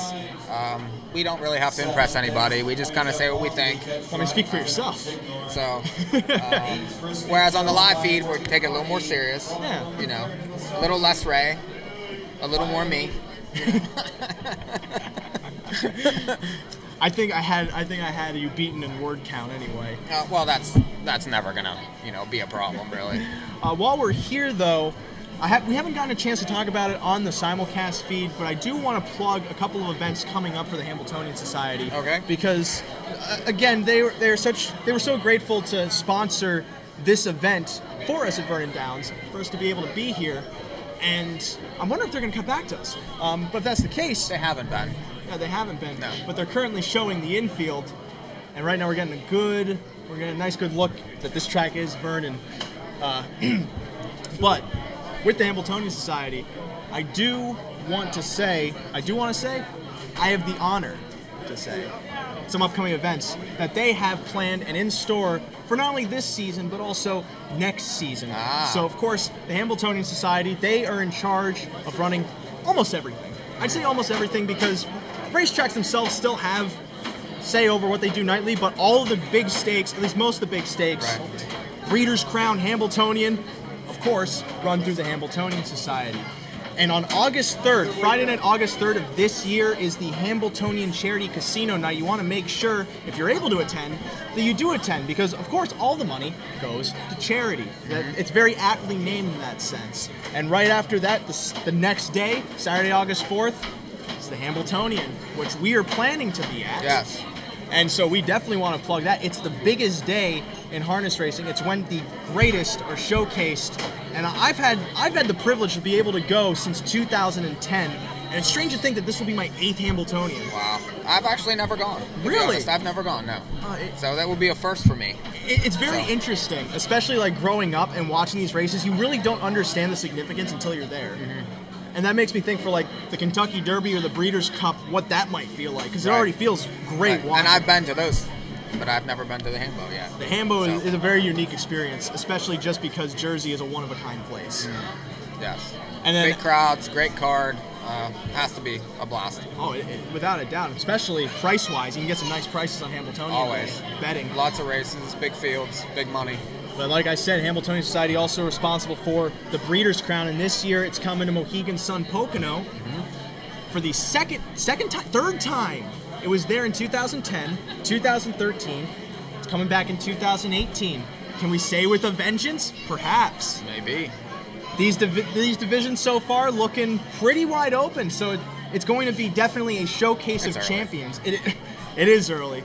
It might get more decisive as the season goes, but right now, I'm optimistic. Pocono's always a fun track to go to. Oh, yeah. I was there in 2013. I've been there. I was there in 2013, 2010. I was able to appreciate it more in 2013 just because my consciousness developed a little more.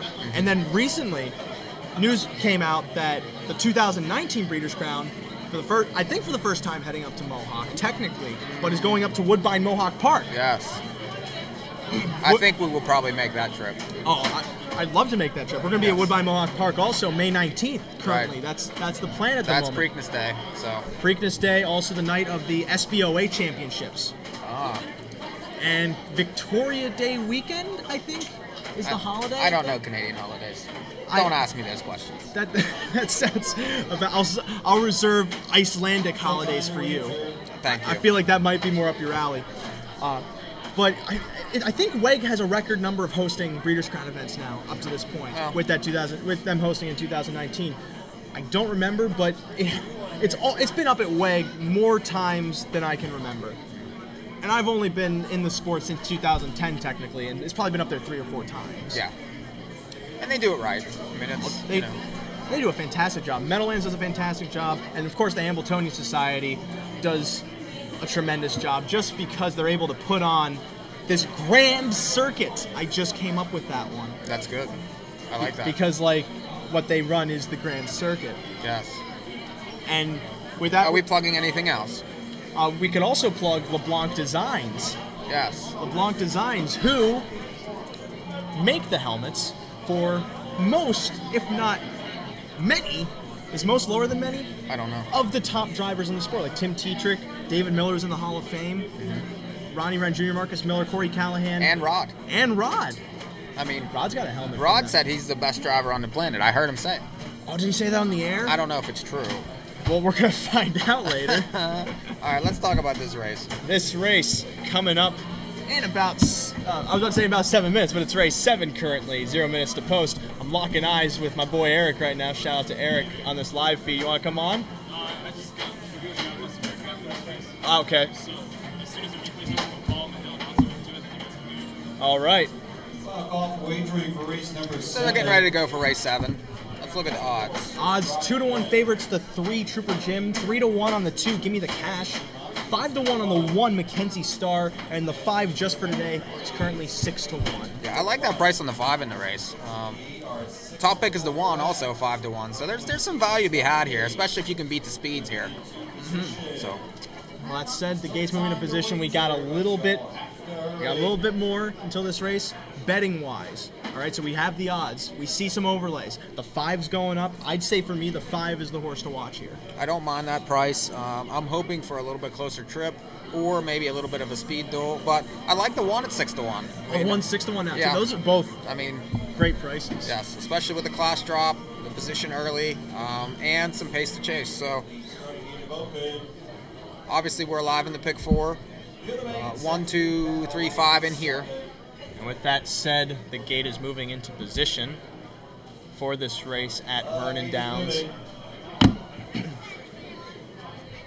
And this will be the 7th from Vernon Downs. We're almost through 7 of 11 so far. A couple more races left to go on this program. 3-2 action on the 3 Trooper Jim, and a 4-1 the 2 Gimme the Cash.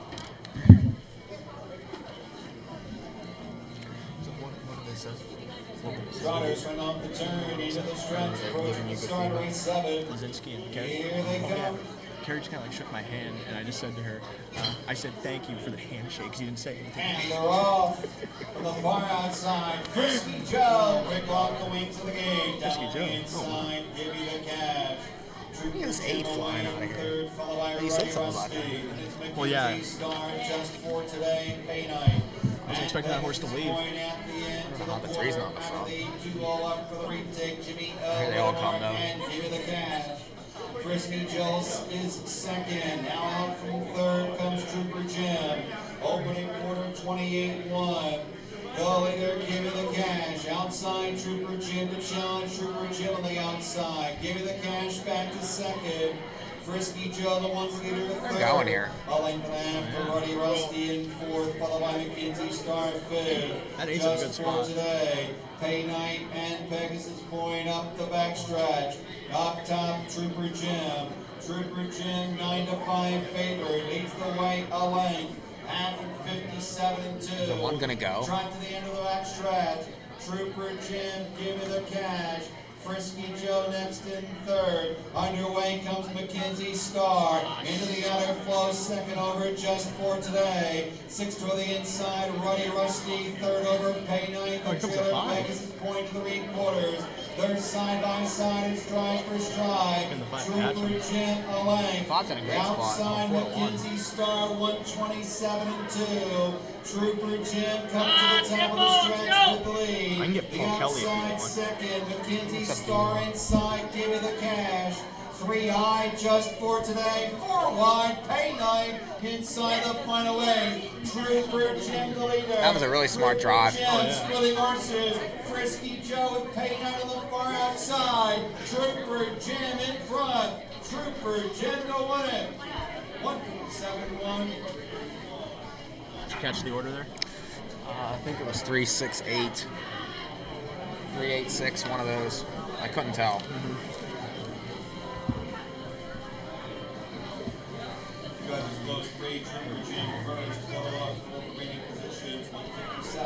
That might help bridge the gap a little.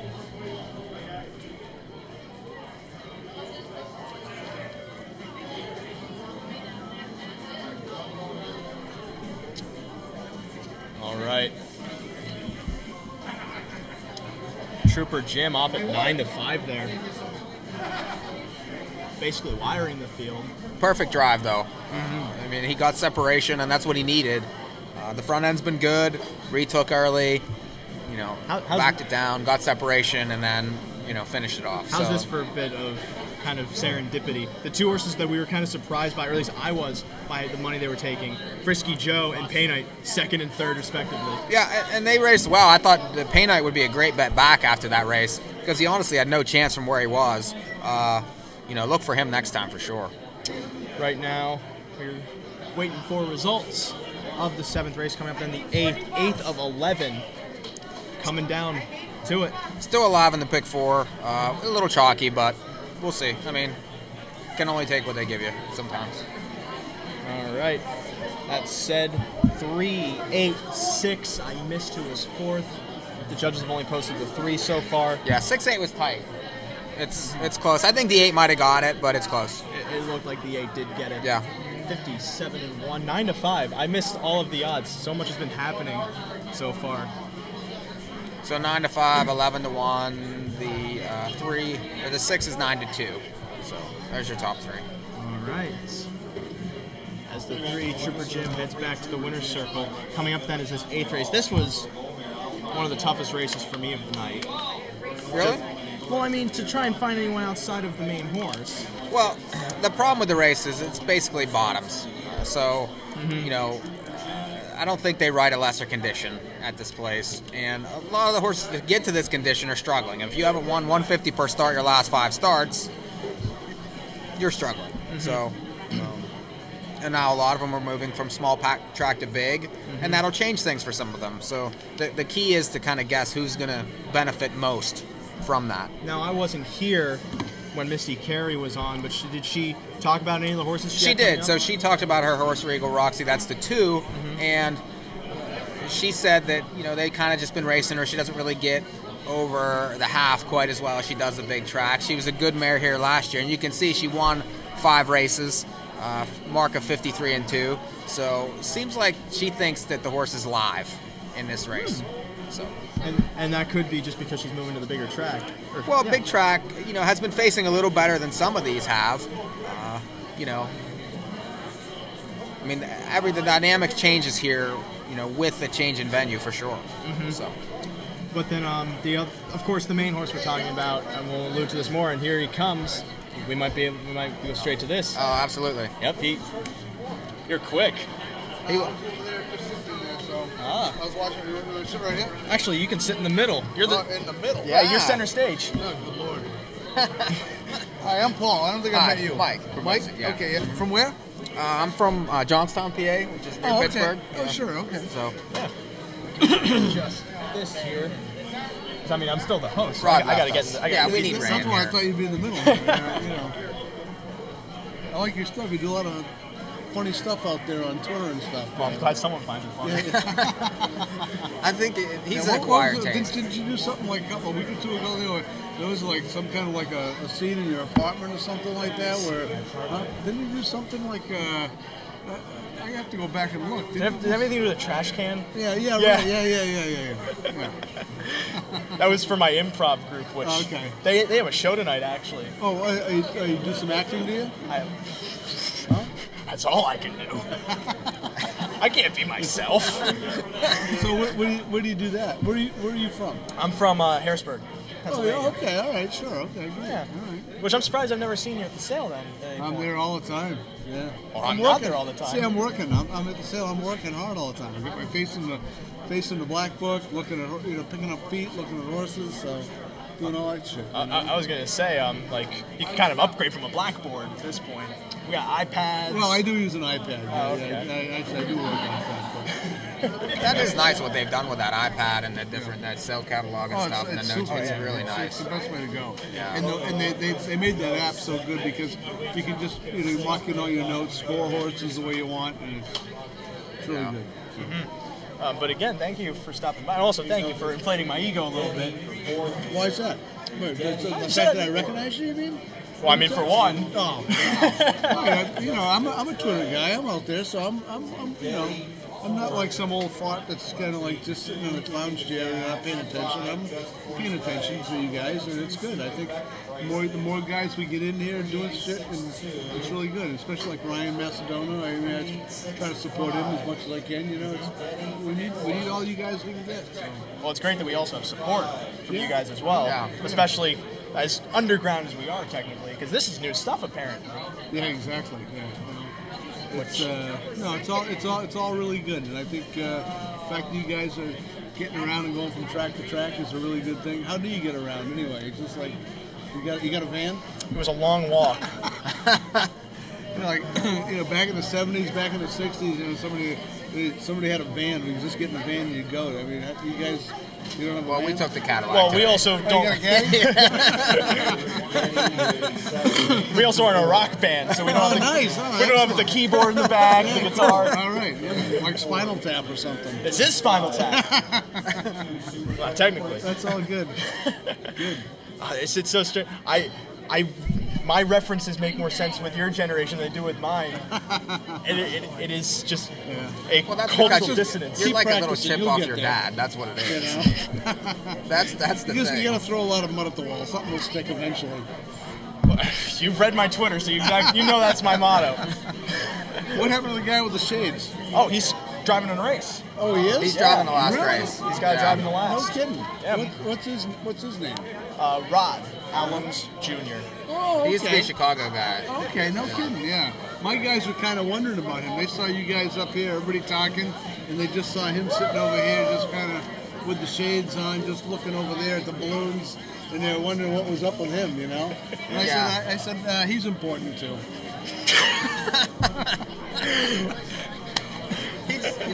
That's like the most New York thing I've heard this entire broadcast. I think Rod was a little tired.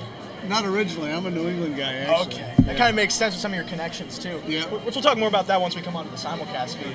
Sure. So we're waiting for this race to go official at some point. Well, there was a dead heat, and I think that's what's going on there. Oh, they got to divide the dollars. Yeah. And they only have so many pairs of scissors upstairs. Yeah. So now the supers are going to pay $3 instead of $6. That's significant. It's substantial. It's $3 less. Yes. Yeah. So, one interesting point we can talk about while we're here, because this is all social media. Sure. That's what's fueling this. Yeah. What do you feel is Horseman's role on the internet?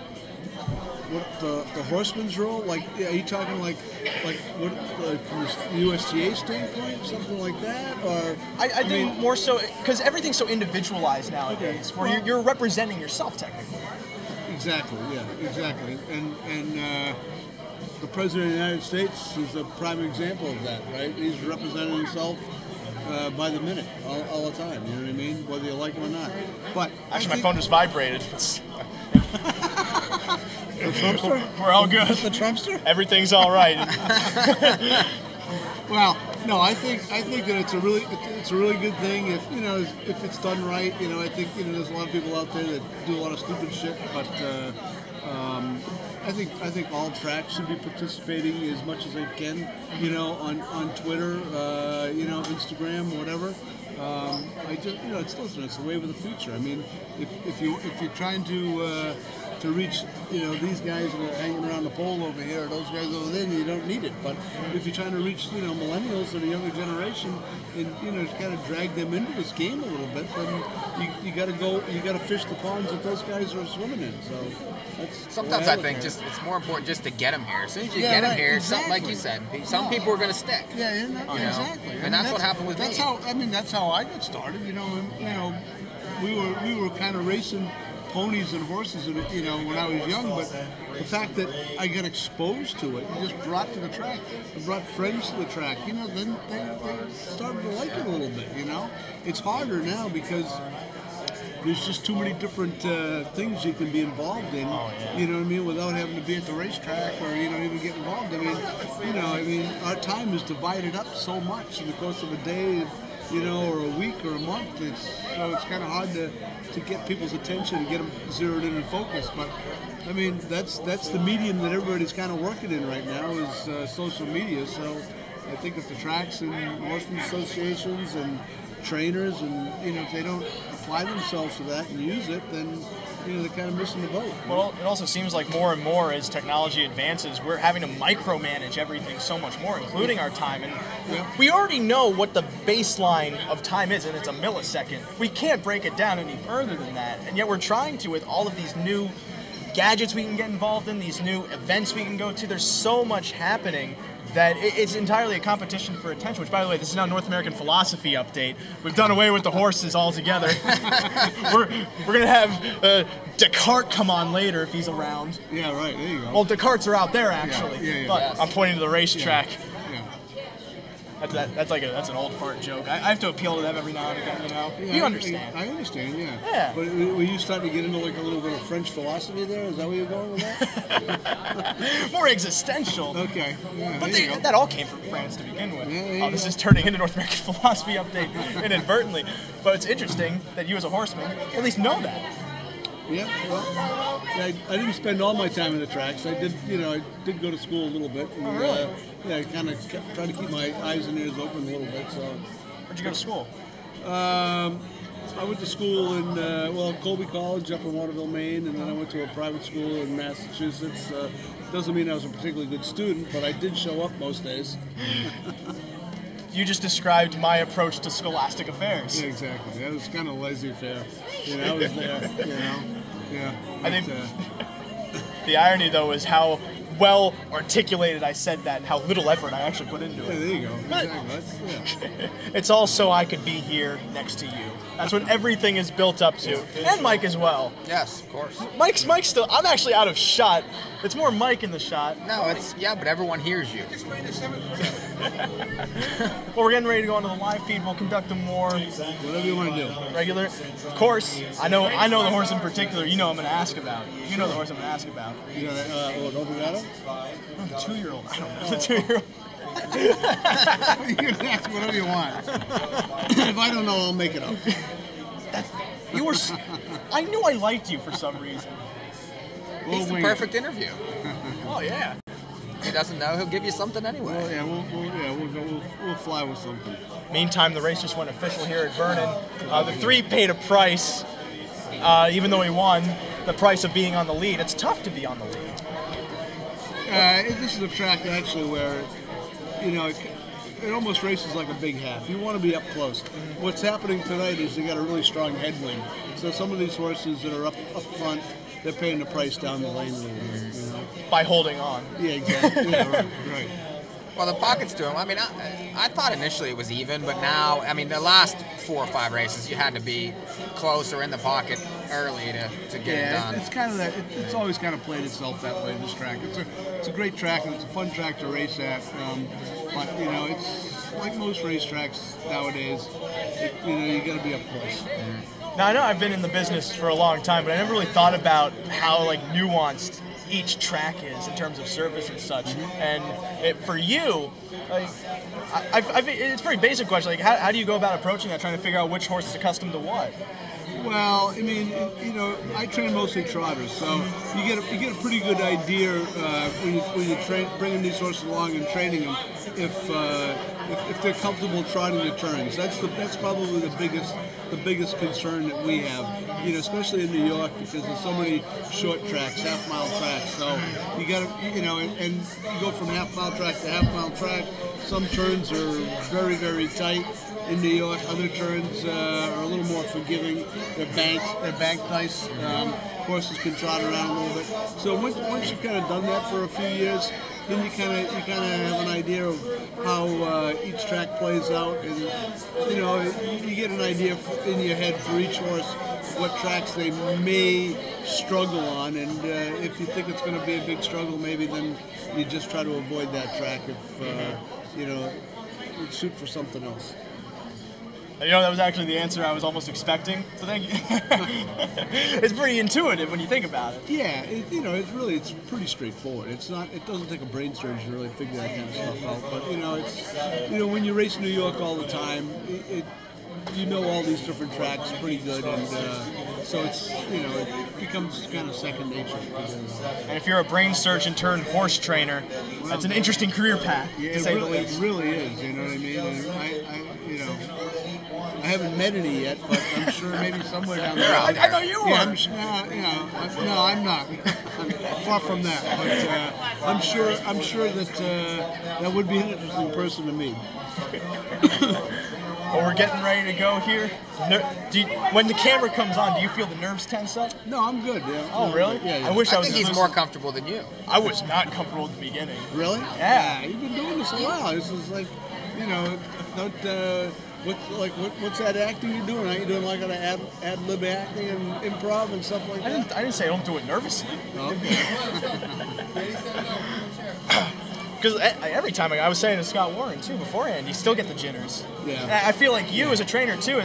You're always kind of anxious. Yeah, in big races for sure. Yeah, no, there's a lot of times when you get the jitters. Certainly when you're trying to do well for certain clients, you know what I mean. You always have like that one or two owners in the barn that, for whatever reason you haven't been able to do any good for the guys. So you're really hoping that. Tonight's the night I could, this horse can go out and win, or, do something good to just kind of ease the tension a little bit. So yeah, that creates a little bit of unrest and jitters for sure. That's right. They're doing God Bless America. Do we have to stand for God Bless America? I don't think so. No, I don't think so. Hey, it's not the national anthem. No, it's not. No, and it's a recording. So it's like Kate Smith. Oh, you mean that's not live? No, Kate Smith's not actually here. What instrument sounds heavily compressed? The accordion? It's an old-timey recording. Yeah. So do you still get those jitters though whenever you're, after you win, things like that? I mean, does that still excite you? Yeah, for sure it does. That's what keeps you going in the game, you know what I mean? I can't tell you how many times that, I've got my head handed to me, and then have to make a 3-hour drive home, and you're thinking like, why the Christ am I still doing this? There must be an easier way to make a living. And then the next night or a couple nights later, you go out and you win a race. It doesn't even have to be a big race, and that's what kind of like refuels you and keeps you going. You know what I mean? So I'm involved like with the ownership part of it, and I've had a few winners, but like you said, like there's been times that I've driven 2 hours. Get there 2 minutes before the race, the horse breaks at the gate. You know what I mean? And then you turn around and got to go home. I mean, there's frustrating times, but then as soon as that horse gets, across that wire first, there's just nothing like it. Yeah. And it really isn't. It's a great feeling, and it's something that you hope you can expose more people to, because but it's a game that takes a lot of resiliency. you've got to be able to take a punch, and get up and keep going forward, because this game will, it will beat you down, and it's not easy for anybody. It doesn't matter if you're a caretaker, trainer, a driver, an owner, or whatever. It's a tough game, And you have to like the it. guys, You have to want the it. people who get through that, and they kind of get a grasp for it and understand it. Those are the ones who survive, and we got to do whatever we can do to try to expose the game to as many people as we can, and try to get them to come on the track and get involved in some way. I really think that what Anthony McDonald's doing is and because VIP stable, but I think what those guys are doing is a really, really good concept.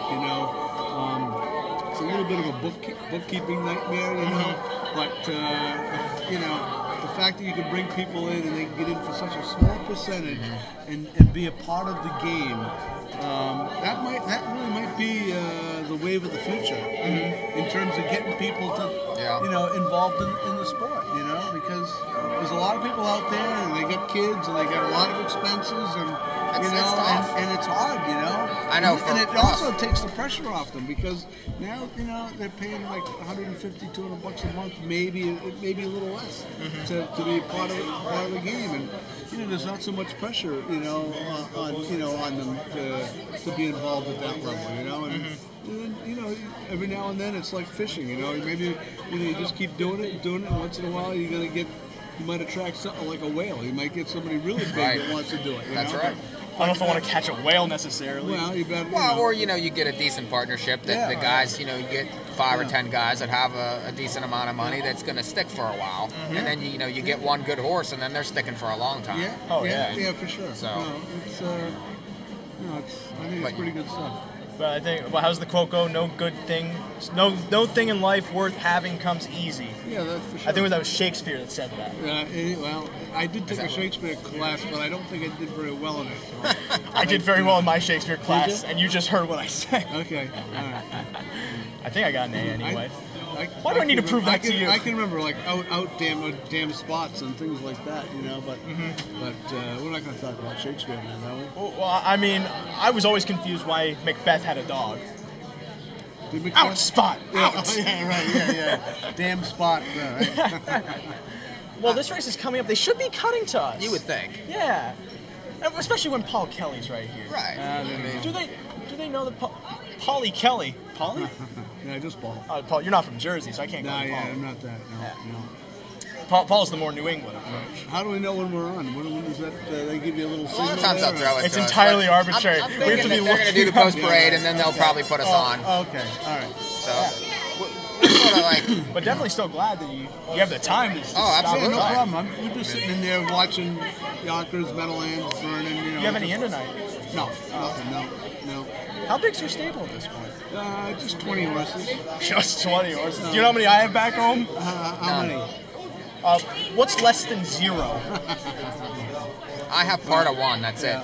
So. Yeah, and he can barely fit in your yard. Right.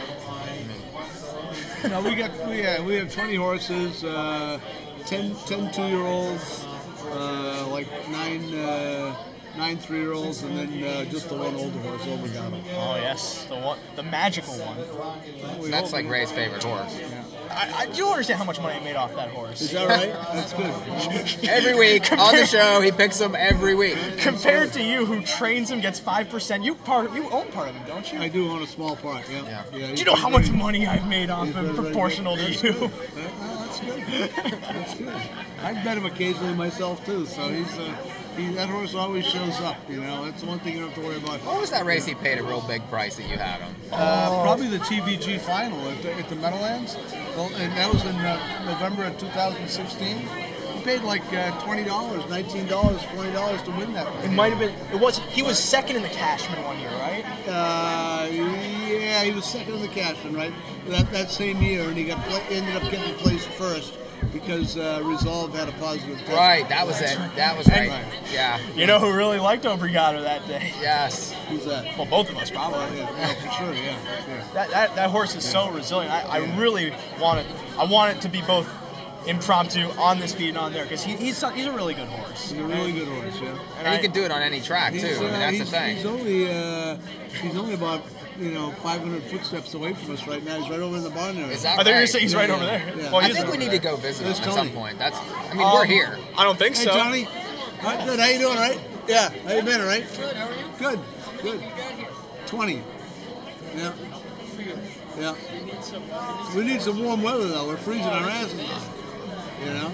Yeah. How many horses do you got, Tony? Oh, really? Oh, that's right. He's racing tomorrow. Oh, he scratched? Oh. Yeah. You know, I've been in the business so long, I don't know what it means when a horse ties up. It's like muscle cramps. You know? It's Do you ever run Ray and your leg cramp up? Oh. No, or it's like if you just like went out and just like did something like a lot of work or something like that, and then you just like your muscle sore the next day. Well, with horses, it's even more pronounced. You know what I mean? It really messes them up for a while. You know.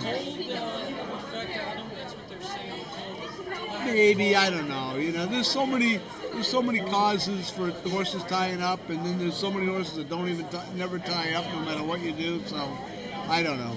You know, I've had horses tie up, you know, in 80, 90 degree heat, and you know, there's a lot of causes for it. You know, sometimes it's dehydration. You know, it's There's no easy answer.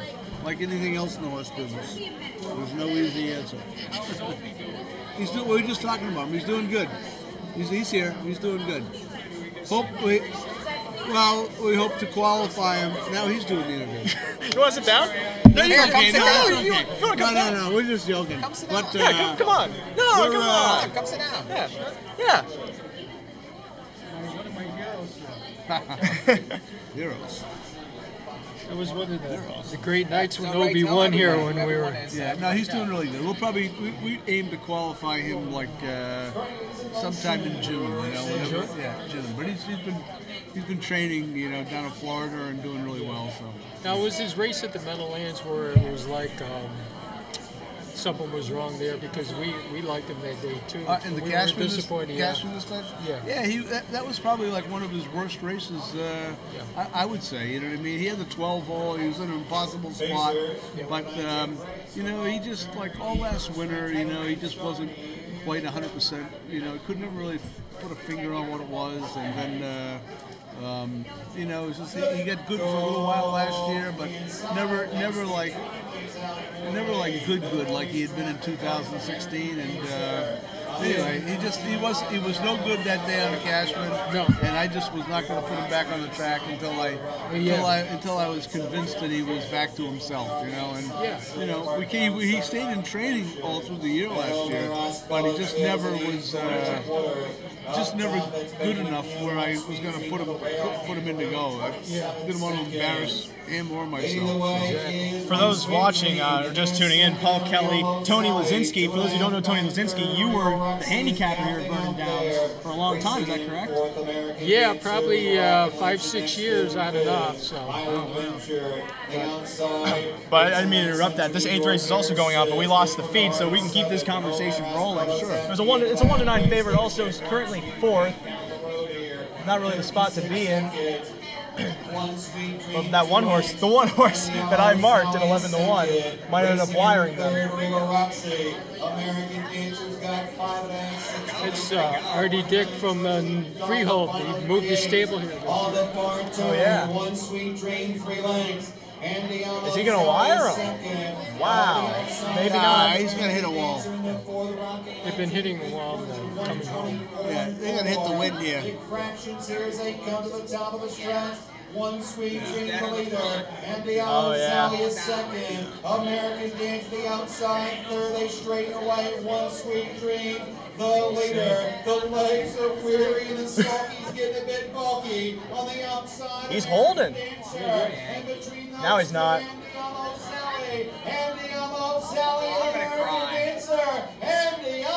Artie Dick. Artie Dick got it. Welcome to Vernon Downs, Artie. Well, that's his first win here. Yep, first race. Oh. Oh, wow. I wonder how much is in the pool. At horse. Andiamo Zowie. What does that mean? It's Spanish for horse. I'm not going to say, but I have this exact box. Oh, nice. 146 box.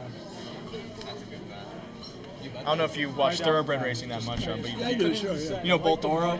Yeah. Well, people don't But know the this, but six that, is being that overrun. horse's name is actually Spanish for Bolt of Oro. Like 4, 5, 6. That's the same thing. So what now? But It's Spanish for Bolt of It's Oro. kind of hard to Bolt of Oro? Yeah. And his name is Bolt de Oro, right? Yeah, right. Bolt of Oro. Yeah, right. I took Spanish too in like, I don't know, 7th or 8th grade. I wasn't too good at that either. I wasn't good either, but I think Oro's actually gold. Yeah. Now that I think about it. Yeah. Obrigado, though, that's Portuguese? Portuguese, yeah. Thank you. Thank you, yep. That seems very appropriate for what he's done for you. Exactly. I could be saying obrigado all day long to him. Obrigado. And you don't speak a lick of Portuguese else. That's all I speak. Obrigado. Nice job having that exact. I wish you were on here to tout it. Good luck after this shot. They couldn't make up on that 4-6. Sometimes it's as easy as that. That's the key to winning here now with a small. Where do you guys head next?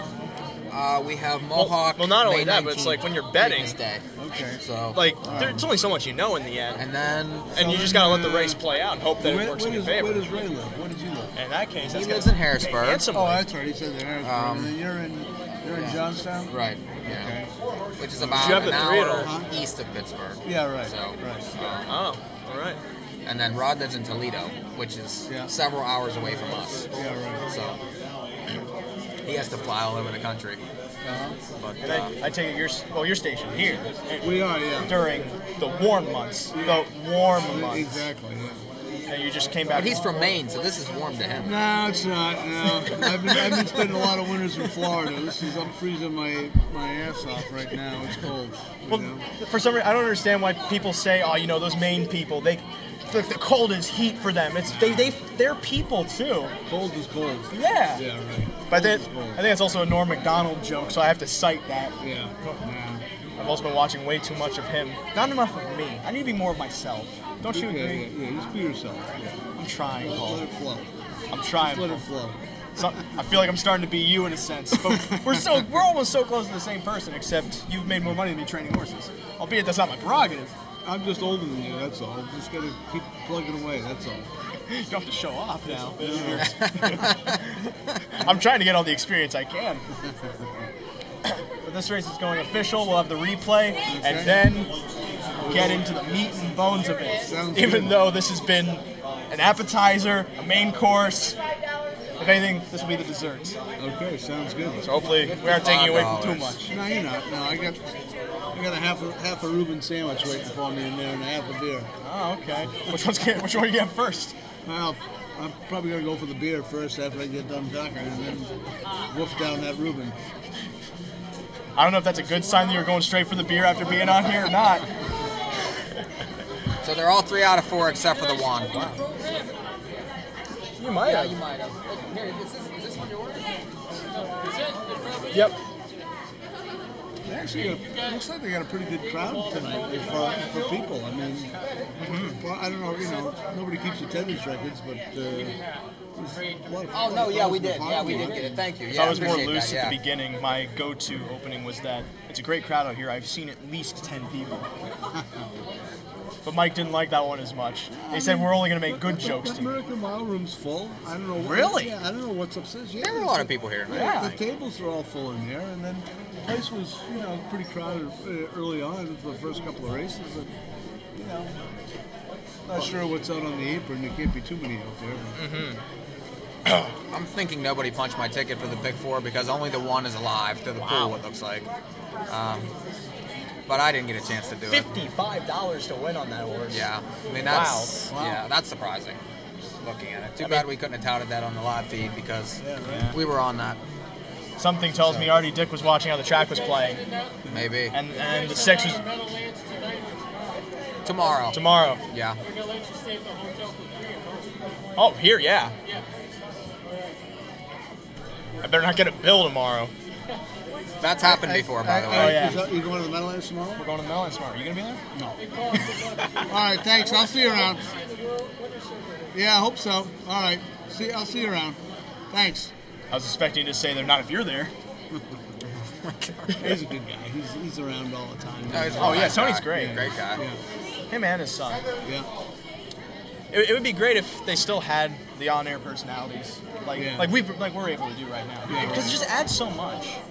Yeah. No, it's fun. Yeah, but you know, the truth of the matter is, I mean, they're probably just really getting by up here, you know, with this track. You know, I mean, I'm sure you drive in here, it's pretty destitute, the whole area. You know what I mean? If you didn't have the casino down the road, you know, I don't know, you know, I mean, probably half the people in town probably work at the casino, you know, or they work up in Syracuse or something like that. I mean, it's not like a really thriving area, so pretty tough. That reminds me of, I think, European history, but this is not North American European history update, because that itself is a conflict of interest. For sure, yeah. Because North America isn't Europe, right? No. North America is not Europe. It's not Europe. Okay, No. I just wanted to make sure I can make that assumption. You gotta check. You gotta check nowadays. But this 9th race is coming up. I don't know if you've probably looked at some races. I'm not sure if I haven't really looked at it. Oh, okay. Punched anything? A wall? I did hit the second race exacta, because it was a horse that I had last year that was in the second race that I liked a lot, and of course the Tommy Jackson had there. I win Hanover. Oh, okay. So this is the 9th race here. Yeah, this is the 9th. It seems like the horse we were all on is the favorite right now, as expected.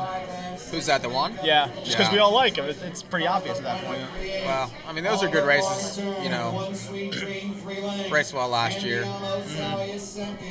I'm curious, though, about the big track form. Yeah, by far more successful than anything else in the field last year, right? Mm-hmm. And that's basically what I look for in these bottom level. Although, was that last race a bottom level race? I think so. Yeah, that's very similar. Okay. Yeah, no one's 150 to start. Yeah, I would say so. So basically, who's going to get the front? Yeah. Well, the one got the front in this past race and lost. No, the 4 had to pocket. I mean, but that's right. You know, the drive on the 6, you know, maybe just a little too much to do. Almost 6 got was there. much the best, though. Yeah. Just didn't quite get there. So. I remember I was 1-3 here. You were a big fan of the 4. Not a huge fan. I mean, I could see. I like the fact that the horse is getting LASIK. So I mean, that's an equipment change that, you know, or a change that some of these others aren't getting. Possibility for improvement.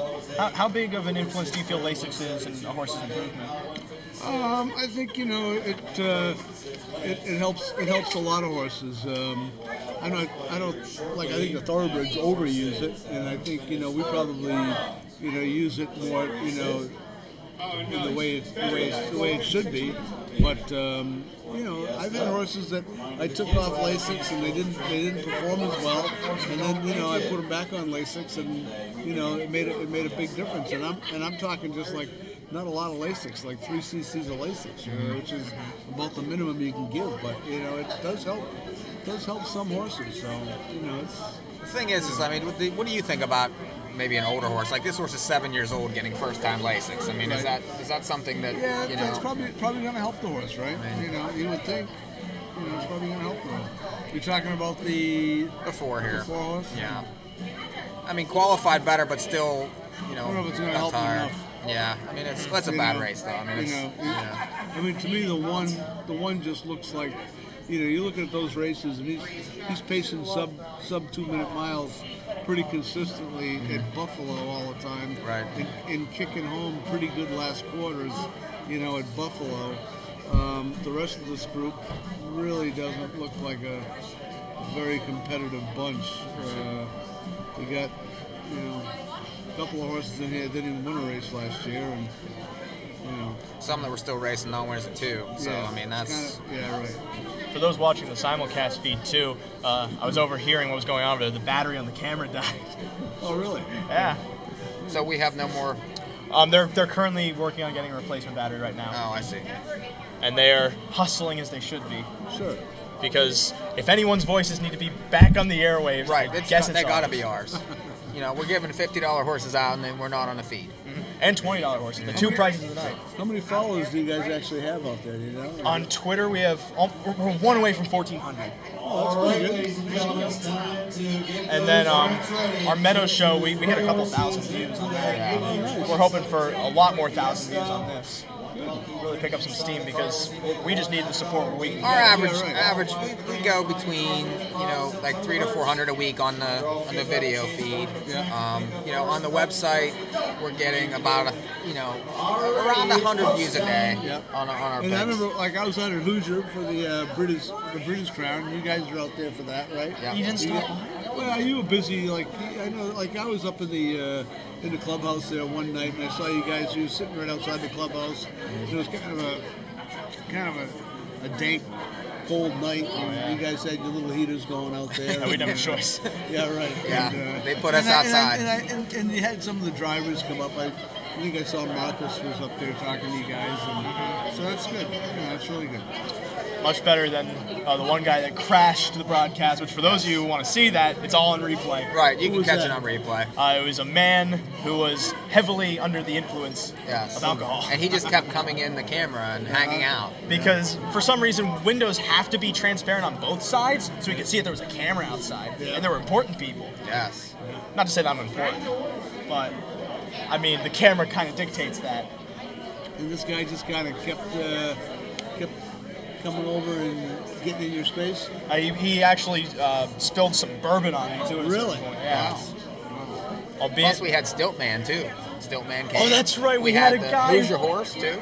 the Hoosier horse kept coming by. Him and I have a lot of things to settle. The Hoosier horse. Yeah. Right. He- Had a couple of the clubhouse. And, I mean, it really is. I don't know if anybody's done it better than what they did. Really? It was great. It was really, really good. Well, it definitely seems like too, since casino revenues are picking up, the Midwest harness scene is booming. Yep. Especially in Ohio too. That circuit's really been growing over the last Yeah, couple of years. no doubt about it. No doubt about it. You have a couple of Ohio breds? I don't. I do have an Indiana bred. I bought a horse while I was out there for the Breeders' Crown. It's a pacer, and he's in training. He's here, and he keeps going in the right direction and gets. What do they call the free play? Who wins it? You know when they do that? The horse who just threw? If you get it in, they're entered into a drawing at the end of the season. No, I know that. Okay. For tonight's free play. Oh. When did they call on that? That's a good question. Because I may go over to the casino. How am I going to find this out? Because obviously the free play's over there. So if I do win, any way we can find this out for me, buddy? I don't have the number to the guy who's running it. That's awesome. However, somebody to answer my question. There's no information. I just assume that it might be within the next race. ladies over there. They'll tell you. I don't think it says concierge on the front. No, but they do like to take advantage. Oh yeah. That's only because we're right next to the Another exit. drunk crash on the table. Yeah, we were due. Yeah. I mean, it was. We're at a racetrack. That's true. Oh man. But you said you had 20 horses. One of them's Indiana bred. Yeah. Any other at this point? Because I know you're training them down, trying to get them ready to go. Any standing out?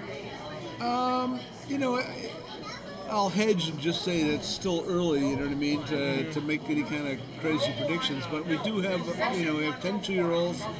They're all really pretty much training right along on schedule. And yeah, we do have, I think, 4, maybe 5 that, any one of those horses could punch through and be real nice 2-year-olds this year. We've got probably 3 or 4 in the barn that we staked into all the major races, at 2. So if they show that they're quality enough, then they'll get the opportunity, when the time comes. So yeah, we're pretty optimistic. I think it's a pretty good group.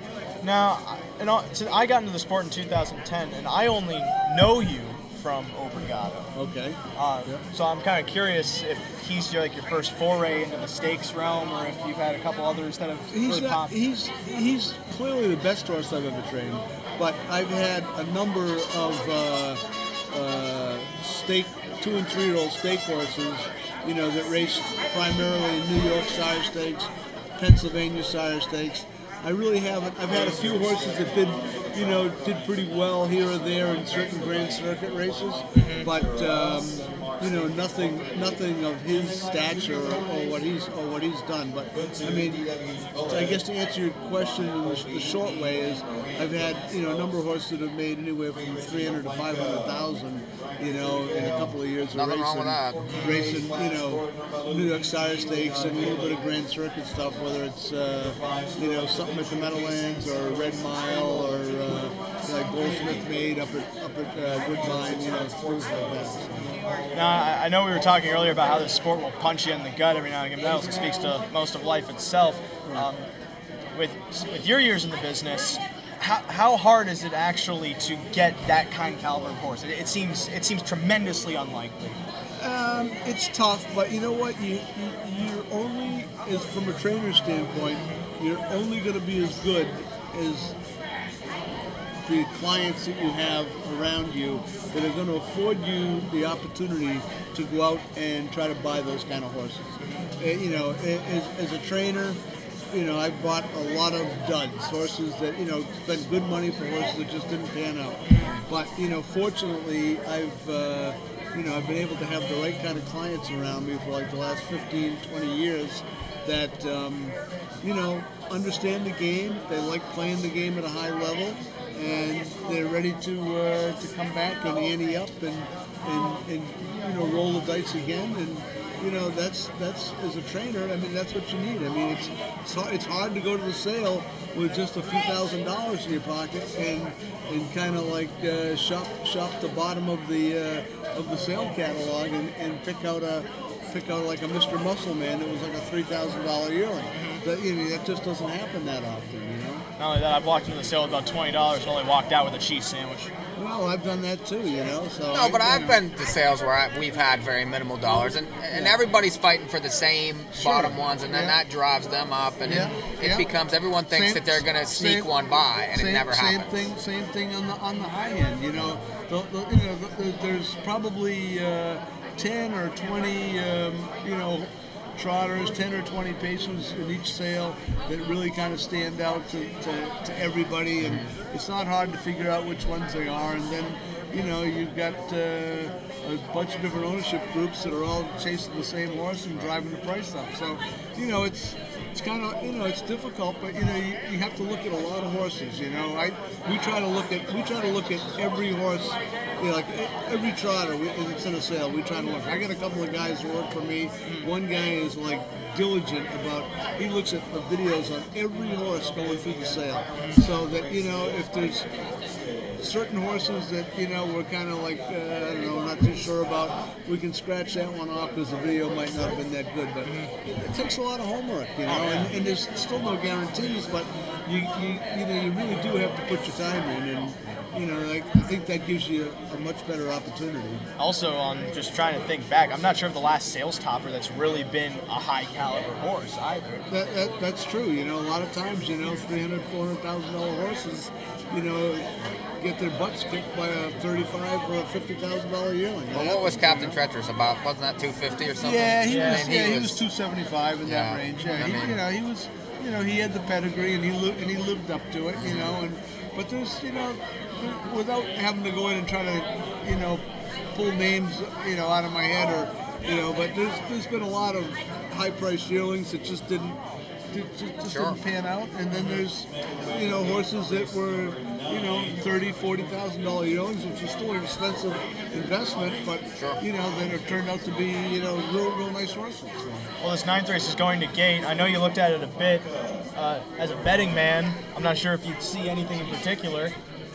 I don't think I can steer you, anywhere away from like maybe the one horse. The one horse to me looks like he's probably got the most back class in the field. Shipping in from Buffalo, he's been pacing some pretty good miles at Buffalo, which is a tough track to negotiate. You would think that horse would love this track. So. I'm wondering if at this point, because we don't have the feed anymore because we got timed out, if we do like old time's sake back at Hoosier when I called the races. Go ahead. If I may borrow that. Sure. All right, this thing is on. All right. I have to say that a lot of times So in my we're career. timed out of the video feed? Yeah. So we're just on radio currently? Well, no, the video feed's going. It's just we don't have the Vernon live feed. I see, okay. But this field is in motion and approaching the start. Ninth race field is off and pacing off stride the 3, Richie the Flanka from the center. Sterling Da Vinci leaves out, and Sterling Da Vinci's going to grab the lead from Catch the Wave, getting away second. Outside now, moving to the inside, White Sports Coat. Trying to tuck into third in front of KJ's Flash Jordan. Then it's back to DW's Bullet, second to last, towards the rear of the field after the early break. Richie the Flanka completes the sextet around the first turn, heading to that opening quarter, trying to hold command. Sterling Da Vinci to the inside, outside and marching Catch the Wave in 29-1. Catch the Wave moving up to take the lead. Third then comes White Sports Coat as they move to the back stretch. Fourth, KJ's Flash Jordan. Fifth, and completing the quintet, DW's Bullet. A long ways back to the early breaker, Richie the Flanka. Half mile bound. Catch the Wave in front. Sterling Da Vinci sits the pocket. Then back third, White Sports Coat about 2.5 lengths off the lead.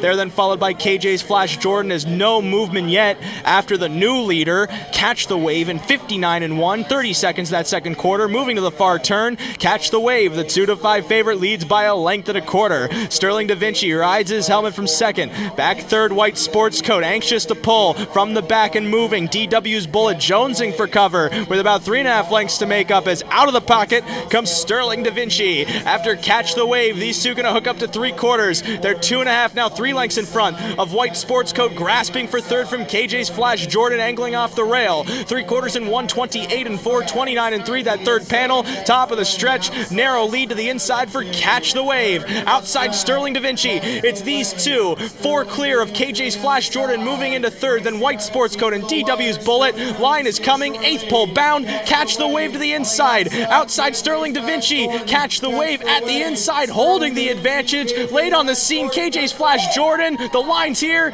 Catch the Wave held on to win. Narrow photo there between Sterling Da Vinci and KJ's Flash Jordan in 1:57-3.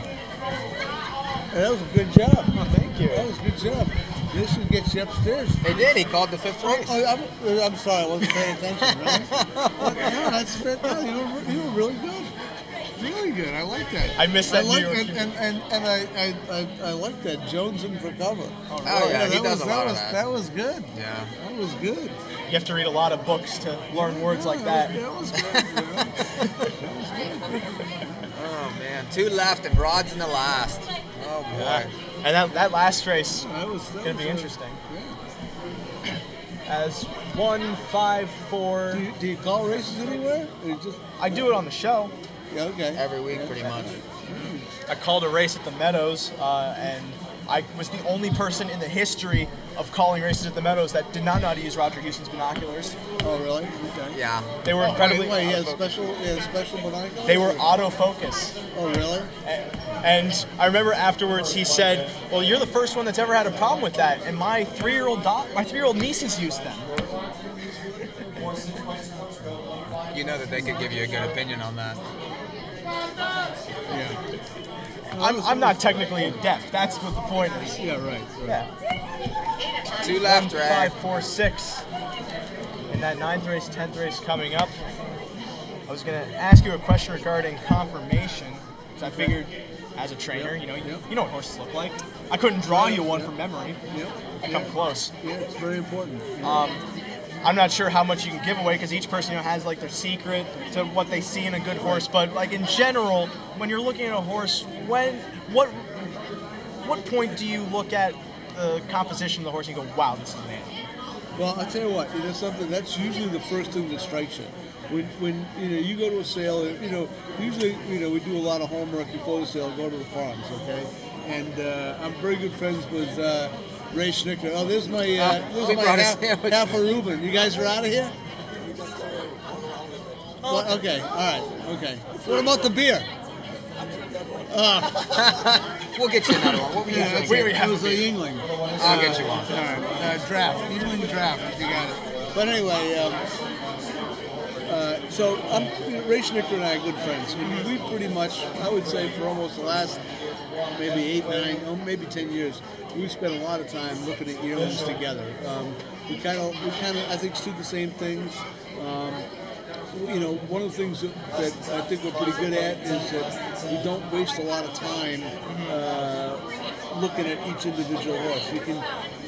We've done it so long that it only takes us 3-4 minutes to size up a horse and look at it, and that includes the conformation and everything. And they bring a horse out is his size, because nobody wants. Small horses are at a big disadvantage in this game, going up against, a bigger athlete. Bigger athletes cover the ground, much easier. There's always an exception to the rule, but the first thing, we kind of look at is, what kind of size that the horse has, And then, if he's got the size and he's got, a certain presence to him and a really nice looking head, a nice eye on him, then, we watch him walk down the floor and walk back, and that can tell you a lot, especially, on the front end and how they carry their front feet. Are they towing out really bad, or are they towing in really bad? Little things like that. So we're just kind of like taking notes on all of that, and that's kind of like the basics. But you want a horse that he's got to stand good. You don't want him back on his knees, or you don't want him from on the hind end. You don't want a horse that has what we call a sickle hock to him. Just a nice shape to the hind end, nice shape to the hock. Little things like that. But it's like I think you get a trained eye after a while, and it's not that hard to start picking apart horses in a kind of a quick fashion when you're doing it all the time. It's like anything else. It's just practice. At the same time, too, in terms of handicapping, how much do you feel that actually adds to really understanding a horse's form? Because sometimes there are horses that could look really good and underperform, and horses that don't look good and really perform. Oh yeah, no doubt about it. Listen, handicapping is it's a very unique art, and I don't really consider myself a very good handicapper at all. I used to put more time into it, but I don't really have the time for that anymore. I wonder why. I just don't. Some guys do, but so I don't. I really don't spend a lot of time doing that.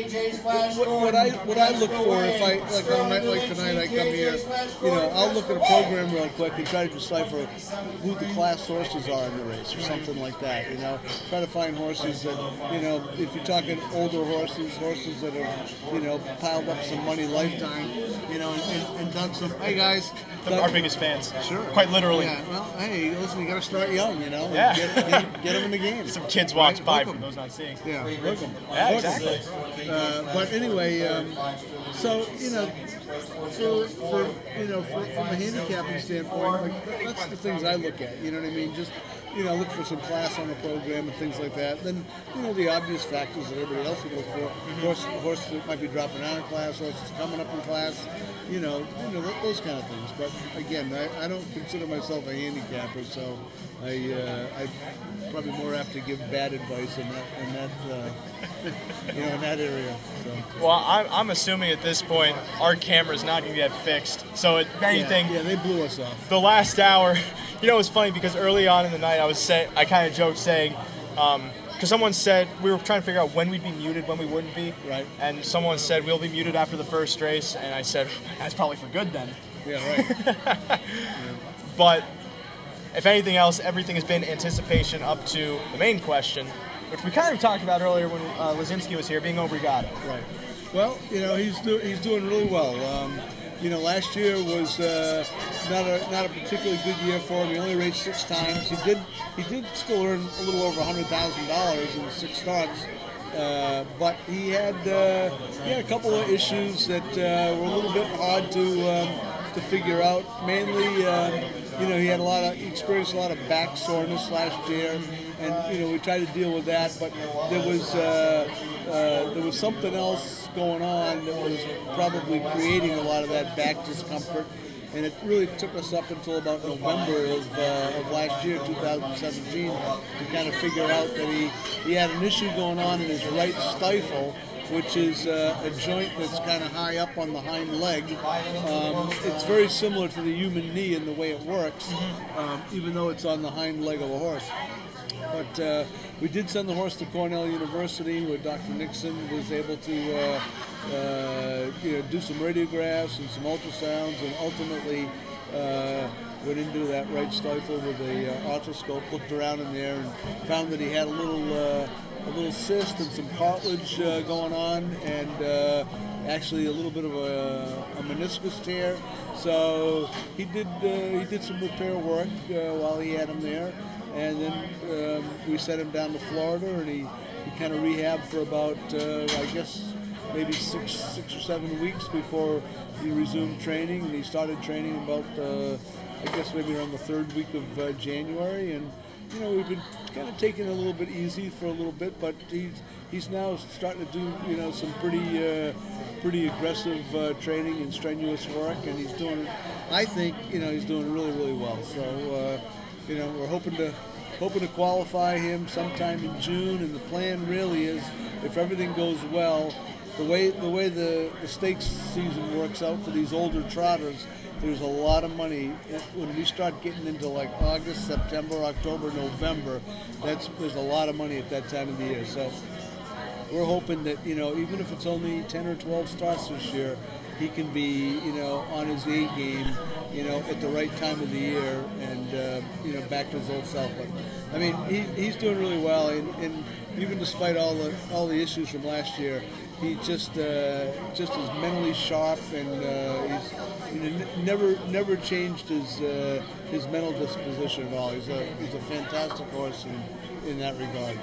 Do you think that his injury could be somewhat influenced by his age? Because he's 7 or 8 now. He's 8. Sure. I mean, I think like any athlete that has to perform at a high level, I'm sure that some of the problems that he went through, last year, were brought on, from extreme racing. There's no doubt about it. I was a little curious because they did take a cyst off of his right stifle, and usually those kind of things, that's something that could have been there for a long time. They're kind of bothering that horse. So it's going to be really interesting to see when we get to race time speed, just how he really is, because in the back of my head, I'm thinking, could this horse actually be better than he was at 5 or 6 years old? So he's, overall, he's a very, very sound horse. He just had a couple of little issues that were a little unusual from my experience. So, we're really looking forward to seeing how it all plays out.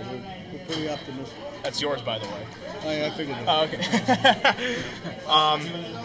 But I think what's really the most intriguing thing about Obrigado is his breeding. It's so unorthodox, and he's still performing at such a high level, which I'm kind of just curious if that's just an anomaly, or if... that's a question that like Mike Andrew, who's the breeder of that horse, and Mike is a very astute breeder. He's nobody's fool. He bought Boy Band out of the Lexington sale. Boy Band was the son of Lindy Lane. I believe he was a 6-figure yearling. I can't remember the exact price, but we're going back about 18 years ago now, 17, 18 years ago. That horse actually got hurt and never raced, and so Mike figured, well, what am I going to do here? So he brought him back to his farm in Maine and started breeding him. But at the same time, Mike has a pretty good collection of broodmares. He knows what he's doing, and so he bred Boy Band to a mare called Malamoni, who was a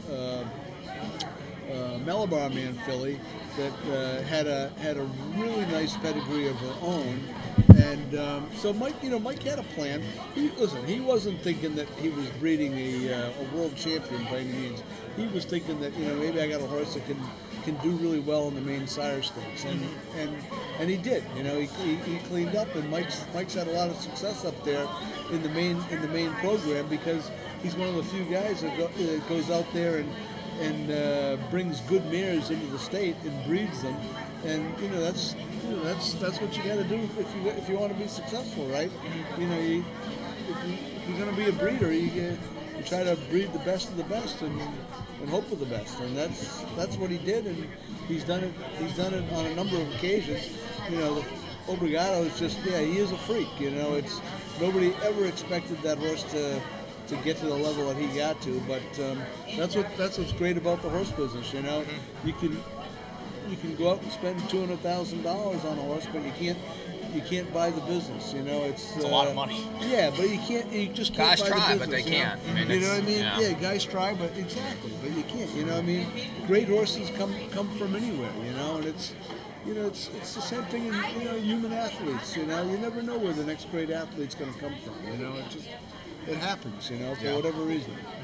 By the way, this 10th race at Vernon's coming up sometime soon. This is the race with Mrs. Mia Wallace, where if you saw Jay Hochstetler on earlier, he was pretty confident in this one and looking at her 3 to 5. I'm shocked. I figured 1 to 20. Jay was touting this one pretty good. Yeah.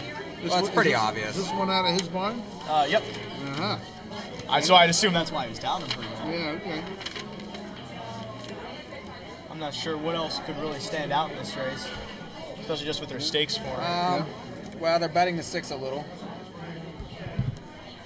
but this horse has gait issues. The 5 has gait issues. I mean, I never say 3 to 5's value, but I would say 3 to 5 is value on this one. We could put her up; she'd probably win. Oh, there's a girl riding the little plastic pony. There's a little girl riding, yeah. That's a pretty good qualifying line at Pinehurst, right? Yeah. That's 58.3 over the on the mile track. Yeah, it's on the mile track. Will you be calling this one too, Ray? I will be. But yeah.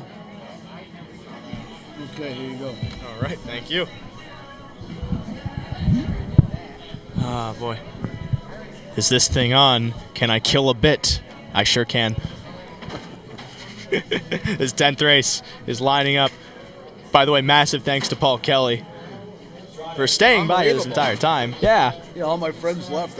Yeah. Oh, we're not your friends, I guess. No, but my employees, they left. They drank my beer. They left me with half a sandwich. Well, you know what, Paul? This race is off and trotting. Outside leaving comes Native Wonder from in between horses, Mrs. Mia Wallace, and Shay's a Credit.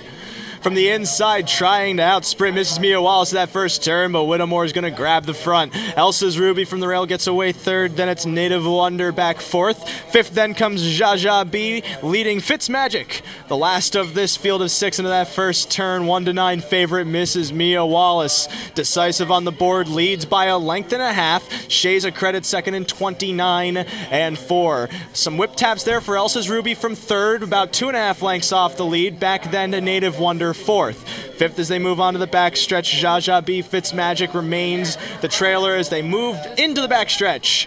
Chasing Mrs. Mia Wallace in front and in control, unpressured here so far as Shay's a Credit tries to draft from second. Elsa's Ruby encouraged to chase from third as they come onto that halfway station. Native Wonder fourth, half in, half out as Jaja B's trying to flush her out from fifth, but now moves to the outside through a 1:01 and 1/2. Mrs. Mia Wallace to that far turn got a 30-2 breather and now kicks away to a 2.5 length lead over Shay's a Credit. A gap of 3.5 back to Elsa's Ruby, now being overtaken by Jaja B to the outside. On her back then comes Native Wonder, and then it's Fitzmagic towards the rear onto 3/4. Mrs. Mia Wallace leads by 3.5. Shay's Credit second, Jaja B third, 1:30-2 the 3/4 time, turning for home. The 1-9 favorite favorite, Mrs. Mia Wallace, leads by 4.5, and that margin's expanding. Shay's Credit back second. Up the inside, Elsa's Ruby trying to get third from Jaja B towards the center,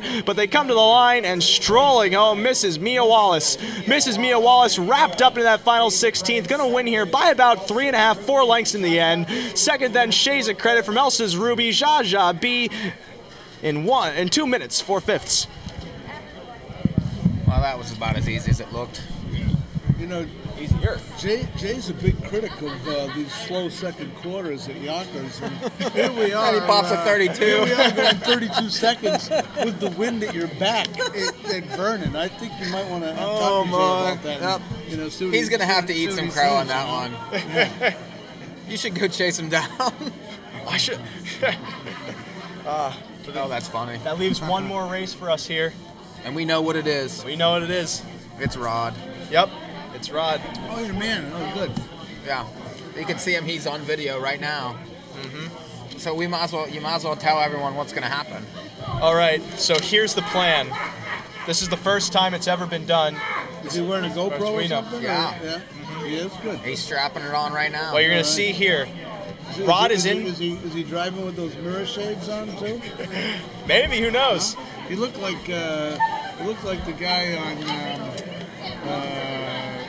what's the show there with King of the Hill. Oh yeah. You know the guy with his mirror shades all the time on King Dale. of the Hill? Dale. There it is. That's who he looks like.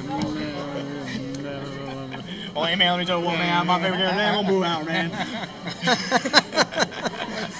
That's who I think he is. I miss King of the Hill so much, and no one my age knows what it is. Is that right? Yeah, it's incredible. What kids your age watching? They're all into Netflix and Amazon and YouTube. All the junk stuff like Stranger Things. And, I mean, not to say that those shows aren't bad, it's just they aren't my... They're very popular and pandering. Well, actually, I love YouTube. You can't beat YouTube. We're on YouTube right now. Yeah, exactly. NAHU Picks. NAHU Picks, We got baby. the logo right there. We're on Twitter. It's called 3Y. That's us. In case you couldn't read up to this point in your life. But for those of you who were watching earlier, Rod is in the paddock right now. He's getting the sulky out. Some back in the scenes, behind the scenes. Right. Back in the scenes. And basically what the plan here is, if all goes according to plan, this will be the first live broadcasted race from a helmet. Right. Nice. On our feed. For your show. And basically with that said, we're only rooting for Rod. Yes. We don't even need to look at the race because we know who's winning. And nothing can go wrong. No. At least we didn't think so. Murphy Brown's around because for some reason we bring back so many shows from the 90s. That's a whole other can of worms for North American sitcom update, which will be released whenever mine gets picked up. But we were talking about Obrigado still. I'm not sure how much more else. He's one of those horses that comes by every now and again. That is a story, just because of how obscure he is. Yeah, I think so. And listen, you know, every day's a treat for us to have a horse like that in the barn. I mean, this is a horse that just has so much personality. I mean, he's 8 years old, and usually 8-year-old geldings can be, just kind of quiet horses at that age. But I'm telling you, he's got his head out the door. He's very social. He's screaming and hollering to other horses all the time. He loves to be, around other horses. He's just so he knows what he is then. Huh? Yeah, but he's a very social horse, and he's a very easy horse to get along with. There's no tricks to him. It's just a lot of fun, and you hope the ride can continue. But we're really, really lucky to have a horse like that, in the barn. It's just it's fun for everybody involved. That's for sure. Now, I know you said he's training down already to get ready to go. You said you're planning to qualify by June? Sometime in June. Okay. Yeah. So we're not really that far away when you think about it. I mean, this is almost the end of April. You know what I mean? So, 6 weeks, maybe 7 weeks. Because listen, at the level he's going to have to race at, and he hasn't raced since August of 2017. He's going to have to really be, fit and ready to roll. We'll we'll give him a couple of qualifiers. He'll probably qualify here once, maybe twice. Then I'll take him to the Meadowlands, and Mark McDonald will qualify him down there. And then, you know, if everything goes well, then you know he'll be ready to race. You know, his first race could very well be a race like the Northfield Classic, you know, the Cleveland Classic. You know, he's raced that race the last 3 years, and you know, what's that go for? It's on the 175,000. You know, that's a decent amount. Yeah, they've treated us really good out there, and we'll just again, we'll let the horse kind of dictate to us what he's ready for. And I take it he staked all the major events. He's paid into everything. We skipped some of the early stuff this year because we just wanted to give him the time to get ready, you know, without having to put, you know, any extra pressure on him. But it appears you found a home, huh, Paul? What's that? Are you relaxed there? You found a home, huh? Yeah. They're buying me beer too. You deserve a lot more than that. Oh, but that said, this is where things get interesting. Yes. It's Let's time for turn Rod. over the feed. Rod just got into the bike. Oh, yes. Right now we're watching him go into the darkness, but there's going to be light because you need light to race at nighttime. He needs to be able to see. Yep. And this is such a beautiful shot. Rod that live on video. Very few people get to see. What's Rod's driving record? Rod used to be a pretty good driver out in Chicago before he got hurt. Mm-hmm. Okay. So he hasn't raced for quite a little while, maybe a year or so. Okay. Year and a half. Okay. This is his first drive in a year and a half? Yeah. Wow. Oh, cool. So. Nice. And I think it's safe to say that what we're going to do is if he wins this race, we'll keep his cam on, and we're heading to the winner's circle. We'll You can come with us. Yeah, that'd be fun. Yeah. I think that's a great idea. But right now, we'll cut back to him when the post parade's happening. A little more there. It's so exciting to see. This has been in the works for months. Right. And Mike knows much because Mike is a man to get things done, and boy, we figured out how to get it done. We got it done. Mostly thanks to you. But of course, this is a team effort, and we'll give Paul some credit too. I don't deserve any credit for any of this, but how'd you work this all out? We can't give it all away. Were you working with Misty here, trying to? Rod is friends with her. Yeah. Oh, okay. Yeah. Okay. So Rod knows a lot of people. Yes, Rod knows everyone. Okay. Yeah. So they're coming out onto the That's track. what Rod contributes here. He knows all. Okay. There he is, right behind the horse, coming onto the track, driving the 3 Ginger Tree Finnegan. And remember, this is the first time, at least that we know of, where a harness drive is being broadcast live on the air. Right. Over YouTube, Facebook, and Periscope. Cool. This is really cool. Mm-hmm. So, a little bright there, as you see. There he is. Oh, wow. There's Rod. There's Rod on the real feed, too. Oh, my God. This is so surreal that we're pulling this off. I feel like I need to go out and get pictures, but I can't because. What do you mean you can't? Well, no, I'm gonna take the hotspot away. Oh, that's right. That would be bad. Yeah, that would be a really bad move. It You would want be. to take my camera and take pictures? Yeah. If it times out on you, it's 18:54 to get back in. We are live on the air, so we have to. Yeah, well, we'll be changing that momentarily. Oh, okay. All right. Hopefully he comes back around. Oh, man. Oh, yeah. Man. They're buying me beer now. Yeah. No, I'll be there. Oh, things are happening tomorrow. Not the Meadowlands. No, these guys all work for me. Oh, okay. Yeah. I imagine you have a big operation. Yeah. Actually, these guys, it's too bad that maybe another time these guys would be fun guys to talk to. I got 2 guys here from France. Oh, okay. And then Renee is from Denmark. Oh, wow. And Thomas, who's around here somewhere, he's from Norway. So, yeah, we What brings all the foreign flair? can't get any Americans to want to work. I mean, you're not wrong. That's the long and the short of it right there. I mean, no, these guys are all really good, accomplished horsemen, and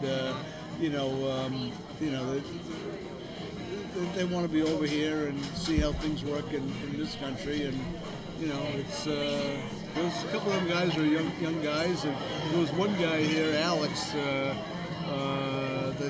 he's got like 70 Monty wins over in France. That's under saddle. And then he's also got maybe 15 or 20 driving wins. Young guy, and he's going to be over here, I think, for about a year. So hopefully we can give him some exposure. Yeah. Well, this race is coming up soon, and if Rod doesn't win this race, it'll be very disappointing. But there's a cut to him right now, going down the backstretch by the looks of it because of the ads. He's 3-1 on the board, huh? I'm not. I have a feeling. Yeah, the money's spread out pretty good between 5 horses. It's pretty evenly bet. The one thing, and this was kind of what we were talking about, is it's whoever gets to the front. Yeah, you got to be up close, I think. Yeah, no doubt about it. Rod's horse opened up the favorite though at 6-5. He's now 3-1 the favorite, at 2-1 the 2. I'm guessing Rod's not going to be on the front if he hasn't driven in a year.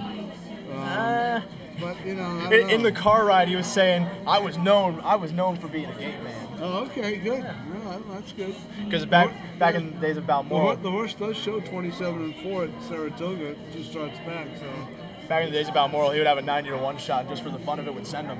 Yeah. Because at the very least, it puts the horse in contention. Better for the owners. Yep. He does what he has to do. He's there in the back, so I just Yeah. got a couple. All right. But it was really far away, but I tried. But still, this is a feat in harness racing achieved by 3 Joe Schmoes from the middle of nowhere. Oh, wow. And a dream for all of the media outlets tuning in. Rod currently in the backside. Looks like 0 minutes to post. So what we're going to do is once the gate opens, we're going to send it off to that. The final call. Everything is going to plan. Yes. Get that feed up. Let it up. Let them see it. They don't need to see us. Yeah, they don't need to see us anymore. This is the Rod show, which is what he's always wanted. Right. 4-5. 4-5 now. People are seeing this is his only drive. He came to win, and they aren't wrong. Cool. They are not wrong. Just get in the front. Exactly. That's how it's been all night. And not only that, I want to be in the winner's circle. It's fun. Yeah. Place to be. And not only that, it's kind of like it's a fun closer to this show because it'll be his helmet. You'll see all of us together, and we all come back. Even Paul, who is going to be an honorary co-host. You don't have to come on every week, but you're going to be an honorary co-host. Sounds good. Because, maybe we could call him sometime. Oh yeah. Because you'll be all over Obrigado every race anyway. I mean, if he's a good price, I'll be honored. He's a great horse, and he deserves to be bet. All right, so Rod's trying to get to the gate. Look at Rod's gloves. He's got red and green gloves because he's red and green colors. And then fireworks after. Oh, that's right. He's got a good three is a good spot to leave from on this track too. All right, so they're turning into the stretch. All right, let's see here. See how it goes. Get out, Rod. And they're off. He's out. Prince Alon Oh, on the inside. he couldn't get the horse to leave. Yep. It's all right. Let's see what he does. He can make a power move down the backside and rush to the front. Right now, you see him trailing Sean McDonough as they go around the turn. He's a little crooked. He's a little crooked to the right now. Oh, look at this. Yeah, he's in behind McDonough. There's all kinds of movement. They're in the backstretch now. Or no, they're going around the turn by the looks of it. Yeah. That's deceiving. He's in 4th at the moment. All right, 29-second opening quarter. We gotta hope the one's good. Oh yeah. Looks loaded. Yeah, Rod's trying to tip. I wonder if he's going to try and blow him away with the backwind. Well, oh no, he's pulling now. He's got to make his move. There he goes. He just came. If he's going to use the wind, he needs. Rod just pulled first over. He's coming after him. Come on, Rod. Come on. Rod's coming first. The horse is stalling a bit. He's in third right now. You can see Rod's encouraging him. The horse is stalled. He's certainly flicking it. Yep. Horse on the front's done. Rod. He's done. Yeah. Rod's horse is going backwards. Prince Alon, Western Toro, inside Cracker Stony. And now Mayflower Moonshine. He's just trying to get a check at this point. Western he's getting a check. Oh yeah. On the outside, Mayflower Although he's towards the center of the track, he's gonna get third, maybe third. He got fourth. Second with Cracker Stony. 5 and 3. Alright, so Rod was fourth. Rod was Pretty fourth. good mile, 55 and 3. That was a fast race. Yeah. You know, and actually, he just needed a trip. He needed would have been right there. That was Just that. couldn't get the trip. It was almost a fairy tale moment. The first time this has ever been done, he almost won. Fourth place finish. Good try. Good try from Rod. So we'll wait till this goes official, and then we're gonna wrap. Yep, that's the plan. We can see what's going on other places. A lot of chalk everywhere else, it seems. Yep. 55 and 3. I'm curious as to how he wasn't able to get the horse off the gate. He didn't send. Maybe the horse just wasn't going. But that's possible. Yeah, it's a little bit of a timing thing. If you're not used to driving here and you're not used to how the gate moves and things like that, you know what I mean? Mm-hmm. You know, that's these guys, they're all, he's driving against, they've all been driving here all the time, so they're really accustomed to how to get to spring off the car, because you're right into a straightaway. So but I mean, it looked like he had the horse in position. He timed the gate right, Yeah. Breaking news! Breaking news! Heather is star 1. That was breaking news. Okay. Yes, indeed. Rod de-sulkying, if that is the proper term. Yes. After that fourth place finish. Good try, Rod. Heading back to the paddock. Still Good try. A monumental feat in harness racing broadcasting. Yes. Here on 3 Wide, North American Harness Updates live show. Yes. From Vernon Downs. It was a little rough for the first show of the season. The simulcast camera died, so we didn't come back on. Not our fault. But the feedback we were getting has been positive. It seems like everyone thinks we're doing a good job, and that's really what matters. We have to thank everybody that had us here. Thank our sponsors. Thanks to Vernon Downs. Thanks to the Hambletonian Society for supporting us. Especially thanks to Vernon Downs for hosting us. And thanks to LeBlanc Helmets. Oh, LeBlanc Helmets? Yep. Oh, nice. No, very good. Yeah, nice. That's good. He does a good job. With that said, the race is official. Mayflower Moonshine win. That's an old Meadowlands horse. Oh yeah. 1140, 440, 340. Western Toro, the $5, $3, $240, and the 1 Cracker Stony, $280. $2 exacta, $4, $5, $30. The $2 double, $3, $4, $17. That said, there's a fireworks demonstration going on here. Unless we can get it off Rod's helmet, which Rod hanged up. That's that. Yep. I think at this point then, for all of us here at North American Harness Update, especially thanks to Paul Kelly, who has been such a trooper the last few races. He's been awesome. Thanks for having me. Yeah. Oh, it's a pleasure. It's a pleasure to have people like you on. Oh, it was fun. I'm glad you thought it was fun. It was fun. You guys are doing a good job. Keep it up. That's what we hope to do. We hope that everyone at home. What is this? This is North American Harness Update. We're an internet radio show. And we were doing some of the simulcast stuff through the card, but the camera died. Okay, so what's the shirts and stuff? What's it about? They're for sale. How much? $10. Each? Yeah. Hoodies too? There's a hoodie No, right there. those are 30. Oh, those are 30 of them. Yeah. Because I was looking for a Vernon Downs shirt. I want a hoodie from here, but I want you to see That's a good note to end on. I'm Ray Catolo. He's Mike Prebosi. Yes. He's Paul Kelly. And that was Rod Allums Jr. presenting the first live harness race on a live broadcast from the Sulky. With that said, we hope to see you next week, next Friday, 9 p.m. Eastern, Yes. SRN1, and on this video feed. And then May 19th, Woodbine Mohawk Park, is our next scheduled show. Until then, Bye. and exactly, we'll see you when the birds come a chirping, a chirp, chirp, chirping all the way down the Merry Lane.